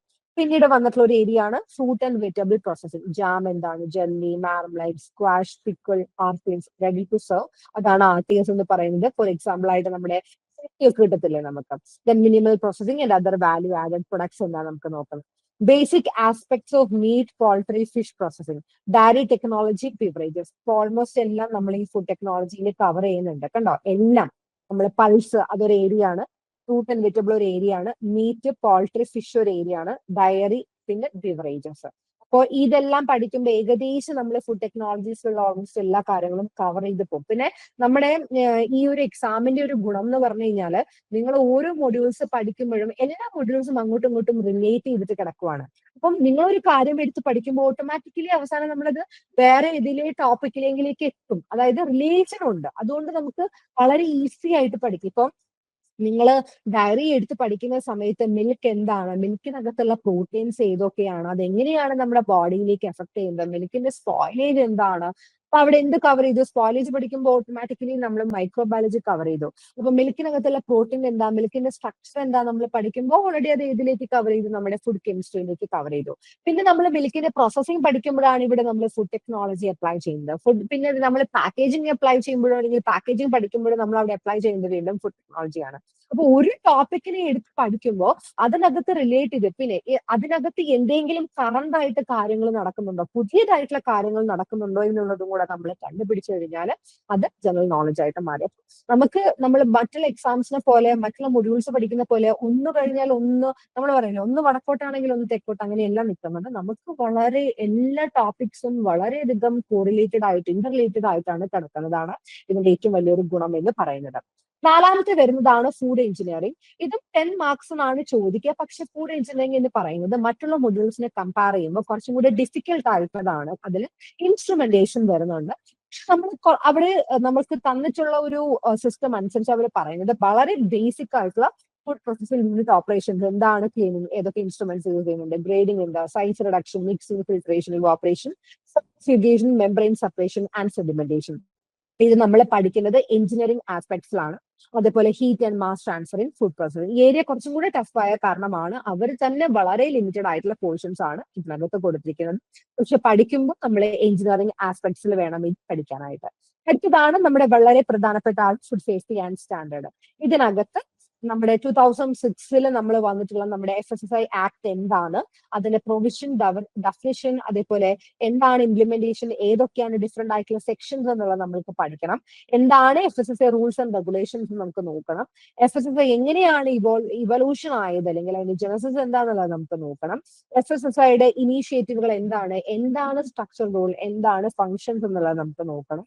അതേപോലെ തന്നെ നമ്മുടെ FSSAI എന്ന് പറയുന്നത് ക്വാളിറ്റി അല്ലെങ്കിൽ ഫുഡിന്റെ സേഫ്റ്റി എന്താണ്, അതിനുവേണ്ടി എന്തൊക്കെ സ്റ്റാൻഡേർഡ്സ് നമ്മൾ കീപ്പ് ചെയ്യുന്നുണ്ട്, 2011 റെഗുലേഷൻ അനുസരിച്ച് what all the things happen അത് നമുക്ക് നോക്കണം. അതേപോലെ പാക്കേജിംഗ് ആൻഡ് ലേബലിംഗിൽ എന്താണ് നമ്മുടെ FSSAI പറഞ്ഞിരിക്കുന്നത് എന്നുള്ളത് നോക്കണം. ആ റെഗുലേഷൻസ് രണ്ടെണ്ണം പഠിക്കണം. 2011 ഉണ്ട്, അതേപോലെ 2018 ഫീച്ചേഴ്സ് നമുക്ക് നോക്കണം. അതേപോലെ തന്നെ ലേബിളിംഗ് ആൻഡ് ഡിസ്പ്ലേഡ് ടേംസിൽ 2020 അവർ കുറച്ച് സ്റ്റാൻഡേർഡും കാര്യങ്ങളും പറഞ്ഞിട്ടുണ്ട്, അത് നോക്കണം. ഫുഡ് അഡിറ്റീവ്സിന്റെ റെഗുലേഷൻ നമുക്ക് നോക്കണം. Then regulation for contaminants, toxins and residue, provision and restriction for sale. ചുരുക്കം പറഞ്ഞു കഴിഞ്ഞാൽ FSSAIകൾ എന്തൊക്കെ ആക്ടുകൾ ഇംപ്ലിമെന്റ് ചെയ്തിട്ടുണ്ട്, എന്തൊക്കെ കാര്യങ്ങൾ റിവൈസ് ചെയ്തിട്ടുണ്ട്. 2006 അവർ വന്നാലും 2011 2018 2020 അവർ കുറെ മോഡിഫിക്കേഷൻസ് വരുത്തിയിട്ടുണ്ട്, കുറച്ച് ചേഞ്ചസ് വരുത്തിയിട്ടുണ്ട്. ഇത് എന്തൊക്കെയാണ്, അതിന്റെ ഫീച്ചേഴ്സ് എന്തൊക്കെയാണെന്നുള്ളത് നമ്മൾ ഇവിടെ കുറച്ച് ഡീറ്റെയിൽ ആയിട്ട് പഠിക്കണം. അതേപോലെ തന്നെ നമുക്ക് കുറെ അധികം റൂളിംഗ് അല്ലെങ്കിൽ റെഗുലേറ്റിംഗ് അതോറിറ്റീസ് ഉണ്ട്, കുറച്ച് സ്റ്റാൻഡേർഡ് ആയിട്ടുള്ള ബോഡീസ് ഉണ്ട്. APEDA, BIS, MPEDA, Codex Alimentarius, ISO, HACCP, GMP, GAP, GHP, Agmark, JCFA, GMMRA and JMPRA ഇങ്ങനെ പറയുന്ന കുറച്ച് റെഗുലേറ്ററി അതോറിറ്റീസ് ഉണ്ട്. അതായത് അത് ഡീറ്റെയിൽ ആയിട്ട് നമുക്ക് പഠിക്കും. ഇത് കഴിഞ്ഞ കുട്ടികൾക്ക് അല്ലെങ്കിൽ നമ്മൾ കെമിസ്ട്രി കഴിഞ്ഞ കുട്ടികൾക്ക് ഏകദേശം ഒരു ഐഡിയ കിട്ടിയിട്ടുണ്ടാകും. ഈ ഇടയ്ക്ക് എന്താണ് നമ്മൾ അഗ്രികൾച്ചറിൽ എങ്ങനെ അപ്ലൈ ചെയ്യുന്നത്, നമ്മൾ സാനിറ്റേഷനിൽ എന്തൊക്കെയാണ് ചെയ്യുന്നത്, നമ്മൾ ഫുഡ് ഇൻഡസ്ട്രി റൺ ചെയ്യുമ്പോൾ എന്തൊക്കെ കാര്യങ്ങൾ നമുക്ക് എടുക്കണം, എന്താണ് ISO അല്ലെ, BIS എന്താണ്, അപ്പൊ ഇതിനെ കുറിച്ചിട്ട് നമുക്ക് ഡീറ്റെയിൽ ആയിട്ട് എന്താണ്, ഏത് വർഷം വന്നു, എന്താണ് റെഗുലേറ്ററി അതോറിറ്റി, എന്തൊക്കെ കാര്യങ്ങളാണ് നടക്കുന്നത് എന്നുള്ളതും കൂടി നമുക്ക് ഇതിനകത്ത് ശ്രദ്ധിക്കേണ്ടതായിട്ടുണ്ട്. പിന്നീട് വരുന്ന ഒരു കാര്യമാണ് നമ്മുടെ ഫുഡ് അഡൾട്രേഷൻ ആക്ടുകൾ. ഒത്തിരി ലോ ഉണ്ട് നമുക്ക്. എസെൻഷ്യൽ കമ്മോഡിറ്റി ആക്ട് ഉണ്ട്, അഗ്രികൾച്ചർ പ്രൊഡ്യൂസ് ആക്ട് ഉണ്ട്, ഫുഡ് പ്രൊഡക്റ്റ് ഓർഡർ ഉണ്ട്, വെജിറ്റബിൾ ഓർഡർ ഉണ്ട്. ഇതൊക്കെ ഓരോ വർഷത്തിലെ ഏതൊക്കെ ഓർഡറുകളാണ് നമ്മുടെ 1992 മിൽക്ക് ആൻഡ് മിൽക്ക് പ്രൊഡക്ട്സ് ഉണ്ട്, അതേപോലെ quality control and inspection act ഉണ്ട്. ഇതിൽ തന്നത് മാത്രമല്ല നമ്മൾ പഠിക്കേണ്ടത്, ഒരുപാട് നാഷണൽ ലോസും സ്റ്റാൻഡേർഡ്സും അവൈലബിൾ ആണ്. ഏതൊക്കെ വർഷത്തിൽ ആരുടെയൊക്കെ കീഴിലാണ് ഇത് നോക്കുന്നത്, അതിനകത്തുള്ള മെമ്പേഴ്സ്, ആ കാര്യങ്ങളെല്ലാം നമ്മൾ ഡീറ്റെയിൽ ആയിട്ട് പഠിക്കണം. പിന്നെ നമ്മൾ ബാക്കി പറയുന്ന കുറച്ച് ഫുഡ് അല്ലെങ്കിൽ ഹെൽത്ത് സപ്ലിമെന്റ്സിന്റെ കുറച്ച് ഫീച്ചേഴ്സ് എന്താണ്, nutraceutical and food for special dietary uses എന്താണ്, food for special medicinal purposes എന്താണ്, ഫ്യൂഷണൽ ഫുഡ് എന്താണ്, നോവൽ ഫുഡ് റെഗുലേഷൻസ് എന്താണ്. 2016 വീണ്ടും കുറച്ച് റെഗുലേഷൻ വന്നിട്ടുണ്ട്. ഫുഡ് റീകോൾ പ്രൊസീജിയേഴ്സ് എന്താണ്, അതായത് ഒരു ഫുഡ് ഇൻഡസ്ട്രിയും പ്രോപ്പർ ആയിട്ടുള്ള രീതിയിൽ ഫുഡ് സേഫ്റ്റി പറഞ്ഞ രീതിയിൽ അത് റൺ ഔട്ട് ചെയ്തില്ലെങ്കിൽ ആ ഫുഡിനെ അവർ റീകോൾ ചെയ്തെടുക്കും. അതേപോലെ ഇമ്പോർട്ട് ചെയ്യുമ്പോൾ എന്താണ് റെഗുലേഷൻ ആക്ട്, ഓർഗാനിക് ഫുഡിന്റെ ആക്ട് എന്താണ്, ഫോർട്ടിഫിക്കേഷൻ ഓഫ് ഫുഡിന്റെ റെഗുലേഷൻസ് എന്താണ്, ആൽക്കഹോളിക് ബിവറേജസിന്റെ റെഗുലേഷൻസ് എന്താണ്. അതായത് പല ഡിഫറെന്റ് ആയിട്ടുള്ള കമ്മോഡിറ്റീസിൽ പല വർഷങ്ങളായിട്ട് നമ്മുടെ FSSAI കുറച്ച് കാര്യങ്ങൾ പറഞ്ഞിട്ടുണ്ട്, കുറച്ച് മോഡിഫിക്കേഷൻസ്, കുറച്ച് ലോസും കാര്യങ്ങളും കൊടുത്തിട്ടുണ്ട്. അതിന്റെ ഫീച്ചേഴ്സ് എന്താണെന്നുള്ളത് നമ്മൾ വളരെ കൃത്യമായിട്ട് നോക്കി വെക്കണം. അടുത്ത മൊഡ്യൂൾ ആണ് നമ്മുടെ FSSAIയുടെ ലബോറട്ടറി ഇക്കോസിസ്റ്റം. എന്താണ് ലബോറട്ടറിയുടെ ക്ലാസിഫിക്കേഷൻസ്, അവരുടെ primary, referral and national reference ലബോറട്ടറികൾ ഏതാണ്, FSSAIയുടെ നോട്ടിഫൈഡ് ആയിട്ടുള്ള ലബോറട്ടറീസ് ഏതാണ്, സ്റ്റേറ്റിനകത്തുള്ള ഫുഡ് ലബോറട്ടറീസ് ഏതാണ്, ഫങ്ഷൻസ് എന്താണെന്നുള്ളത് അറിയണം. അതേപോലെ നമുക്കൊരു ഫുഡ് ടെസ്റ്റിംഗ് അല്ലെങ്കിൽ ഒരു അനാലിസിസ് ലബോറട്ടറി നമ്മൾ സെറ്റപ്പ് ചെയ്യുന്ന സമയത്ത് നമ്മൾ ഏത് സൈറ്റ് സെലക്ട് ചെയ്യണം, എന്താണ് അതിന്റെ സ്റ്റോറേജ് ഡിസൈൻ, എന്താണ് എൻവയോൺമെന്റ്, നമ്മൾ കെമിക്കൽ മൈക്രോബയോളജിക്കൽ ടെസ്റ്റിംഗ് ചെയ്യുമ്പോൾ എന്തൊക്കെ ലേ ഔട്ടും കാര്യങ്ങളും നമ്മൾ നോക്കണം, എയർ എങ്ങനെ നമ്മൾ ഹാൻഡിൽ ചെയ്യണം, എന്താണ് നമുക്കുള്ള അക്രഡിറ്റേഷൻ ബോഡീസ്, എന്തൊക്കെ റിക്വയർമെന്റ്സ് ആണ് നമുക്കുള്ളത്, നമ്മുടെ ഡോക്യുമെന്റേഷൻസ് എന്താ, technical management, measure of traceability. അതായത് ഒരു ലാബ് തുടങ്ങുമ്പോൾ ആ ലാബിന്റെ തറയിടുന്നത് മുതൽ, ആ ലാബിന്റെ സൈറ്റ് തിരഞ്ഞെടുക്കുന്നത് മുതൽ, ആ ലാബിൽ എന്ത് നടക്കുന്നു, ലാബിൽ ഇന്ന് ഫുഡ് പോകുന്നുണ്ടോ, ആ ലാബിൽ എന്തൊക്കെ സംഭവിക്കുന്നു, ഇങ്ങനെയുള്ള എല്ലാ കാര്യങ്ങളും നമ്മുടെ FSSAI പറഞ്ഞു വെച്ചിട്ടുണ്ട്. ഇന്ന കാര്യങ്ങൾ ഇന്ന രീതിയിൽ നമുക്ക് നോക്കണം. ലൈറ്റിന് വരെ പ്രത്യേകതയുണ്ട്. അപ്പൊ ആ കാര്യങ്ങൾ നമുക്ക് വളരെ ഡീറ്റെയിൽ ആയിട്ട് പഠിക്കേണ്ടതുണ്ട്. ഓർഗനൈസേഷൻ സ്ട്രക്ചർ വളരെ ഇമ്പോർട്ടന്റ് ആണ്. നമ്മൾ സാമ്പിൾ എടുത്തിട്ട് ഈ സാമ്പിൾ എങ്ങനെ നമ്മൾ കസ്റ്റഡിയിൽ വെക്കുന്നു, എങ്ങനെ സാമ്പിളിന് സ്റ്റോറേജ് വെക്കുന്നു, എന്തൊക്കെയാണ് നമുക്ക് അതിനാവശ്യമായിട്ടുള്ള ഡോക്യുമെന്റേഷനും രജിസ്ട്രേഷനും, ഒരു ഫുഡിന് നമ്മൾ എങ്ങനെയൊക്കെയാണ് അനാലിസിസുകൾ ചെയ്യുന്നത്, അതേപോലെ തന്നെ ഫുഡ് ഇമ്പോർട്ട് ക്ലിയറൻസ് സിസ്റ്റം എന്താണ്, ഇങ്ങനെയുള്ള കുറച്ച് അനലിറ്റിക്കൽ പ്രൊസീജിയേഴ്സ് നമുക്ക് പഠിക്കേണ്ടതുള്ളതാണ്. ലബോറട്ടറി ഓർഗനൈസേഷൻ സ്ട്രക്ചർ എന്ന് പറയുന്നത് ലബോറട്ടറി സേഫ്റ്റി എന്ന് പറഞ്ഞാൽ അവിടെയുള്ള ആൾക്കാരുടെ ഹൈജീൻ, ലബോറട്ടറിയുടെ ഹൈജീൻ, എമർജൻസി പ്ലാനിങ്, ഫുഡ് ഇൻഡസ്ട്രിയിൽ നിന്ന് ഫുഡ് ലബോറട്ടറിനകത്ത് വരാൻ പറ്റുന്ന ഹസാർഡ്സ് എന്തൊക്കെയാണ്, ഓരോ എക്യുപ്മെന്റും ഏതൊക്കെ സേഫ്റ്റിയിൽ യൂസ് ചെയ്യുന്നു, എന്തൊക്കെയാണ് കെമിക്കൽസ് വെക്കേണ്ടത്, ഏതൊക്കെയാണ് നമുക്ക് അപകടകരമായിട്ടുള്ള കെമിക്കൽസ് ഉള്ളത്, ഇതിന്റെ ഹാൻഡ്ലിംഗ് എങ്ങനെയാണ്, വേസ്റ്റ് ഡിസ്പോസൽ എങ്ങനെയാണെന്നതൊക്കെ നമുക്ക് ഡീറ്റെയിൽ ആയിട്ട് പഠിക്കേണ്ടതുണ്ട്. ഏഴാമത്തെ വന്നതാണ് നമ്മുടെ ഫുഡ് ക്വാളിറ്റി ഇൻഡെക്സസ്. 15 മാർക്കിന് ചോദിച്ചിട്ടുള്ളതാണ്. അപ്പൊ ഇവിടെ നമ്മൾ പഠിക്കുന്നത് സാമ്പിളിംഗ് എന്താണ്, നമ്മുടെ സാമ്പിൾ പ്രിപ്പറേഷൻ എന്താണ്, ഏതൊക്കെ സാമ്പിൾസ് ആണ് നമുക്ക് നോക്കേണ്ടത്, സാമ്പിളിംഗ് പ്ലാൻ എന്താണ് എന്ന് പറഞ്ഞാല് ഇപ്പൊ ഇതിനകത്ത് ഇങ്ങനെ സാമ്പിൾ പ്ലാൻ ഡിസൈൻ ചെയ്യണം, സാമ്പിൾ സൈസിന്റെ കോൺസെപ്റ്റ് എന്താണ്, സൊല്യൂഷൻ ടെക്നോളജി എന്താണ്, ഡീകമ്പോസിഷൻ, സ്റ്റോറേജ് ഓഫ് സാമ്പിൾസ്, ഇങ്ങനെയൊക്കെ ഞാൻ പറയെങ്കിലും ചുരുക്കത്തിൽ ഞാൻ പറഞ്ഞുതരാം. ഒരു ആൾക്കാർ നിങ്ങളുടെ ലാബിലേക്ക് കുറച്ച് ഫുഡ് ഐറ്റംസ് കൊടുത്തിട്ട് പറയാണ് ഇതൊന്ന് ചെക്ക് ചെയ്യണം എന്ന് നമ്മൾ പറഞ്ഞു. അത് ചെക്ക് ചെയ്യുമ്പോൾ നമ്മൾ ടേസ്റ്റ് ചെയ്യുന്ന പോലെ ഒരു സ്കൂപ്പ് എടുത്ത് ടേസ്റ്റ് ചെയ്യലല്ല. നമ്മൾ ആദ്യം ഏത് സാമ്പിൾ ആണ് എടുക്കാൻ പോകുന്നത്, എത്ര എമൗണ്ടിൽ നമ്മൾ എടുക്കുന്നു, ആ സാമ്പിൾ ആരൊക്കെയാണ് എടുക്കാൻ പോകുന്നത് എന്നുള്ള പ്ലാൻ നമ്മൾ വളരെ കൃത്യമായിട്ട് നമ്മൾ ഡിസൈൻ ചെയ്യണം. മനസ്സിലായോ? അതിന് വളരെയധികം ഇമ്പോർട്ടൻസ് ഉണ്ട് നമുക്ക്. അപ്പൊ ആ സാമ്പിളിംഗ് പ്രിപ്പറേഷൻസും ഒരു ഫുഡ് ടെക്നോളജി സ്റ്റുഡൻസ് എന്നുള്ള രീതിയിൽ നിങ്ങൾ അറിഞ്ഞിരിക്കേണ്ട കാര്യമാണ്. കാരണം അവിടെ പിഴച്ചു പോയി കഴിഞ്ഞാൽ പിന്നെ നമുക്ക് കിട്ടുന്ന ഡാറ്റാസും റിസൾട്ട്സും എല്ലാം ഇതുപോലെ നെഗറ്റീവ് ആവും. അതുപോലെ തന്നെ നമുക്ക് കുറച്ച് ആക്ഷൻസ്, കുറച്ച് ലോസ് നമുക്ക് പഠിക്കേണ്ടതുണ്ട്.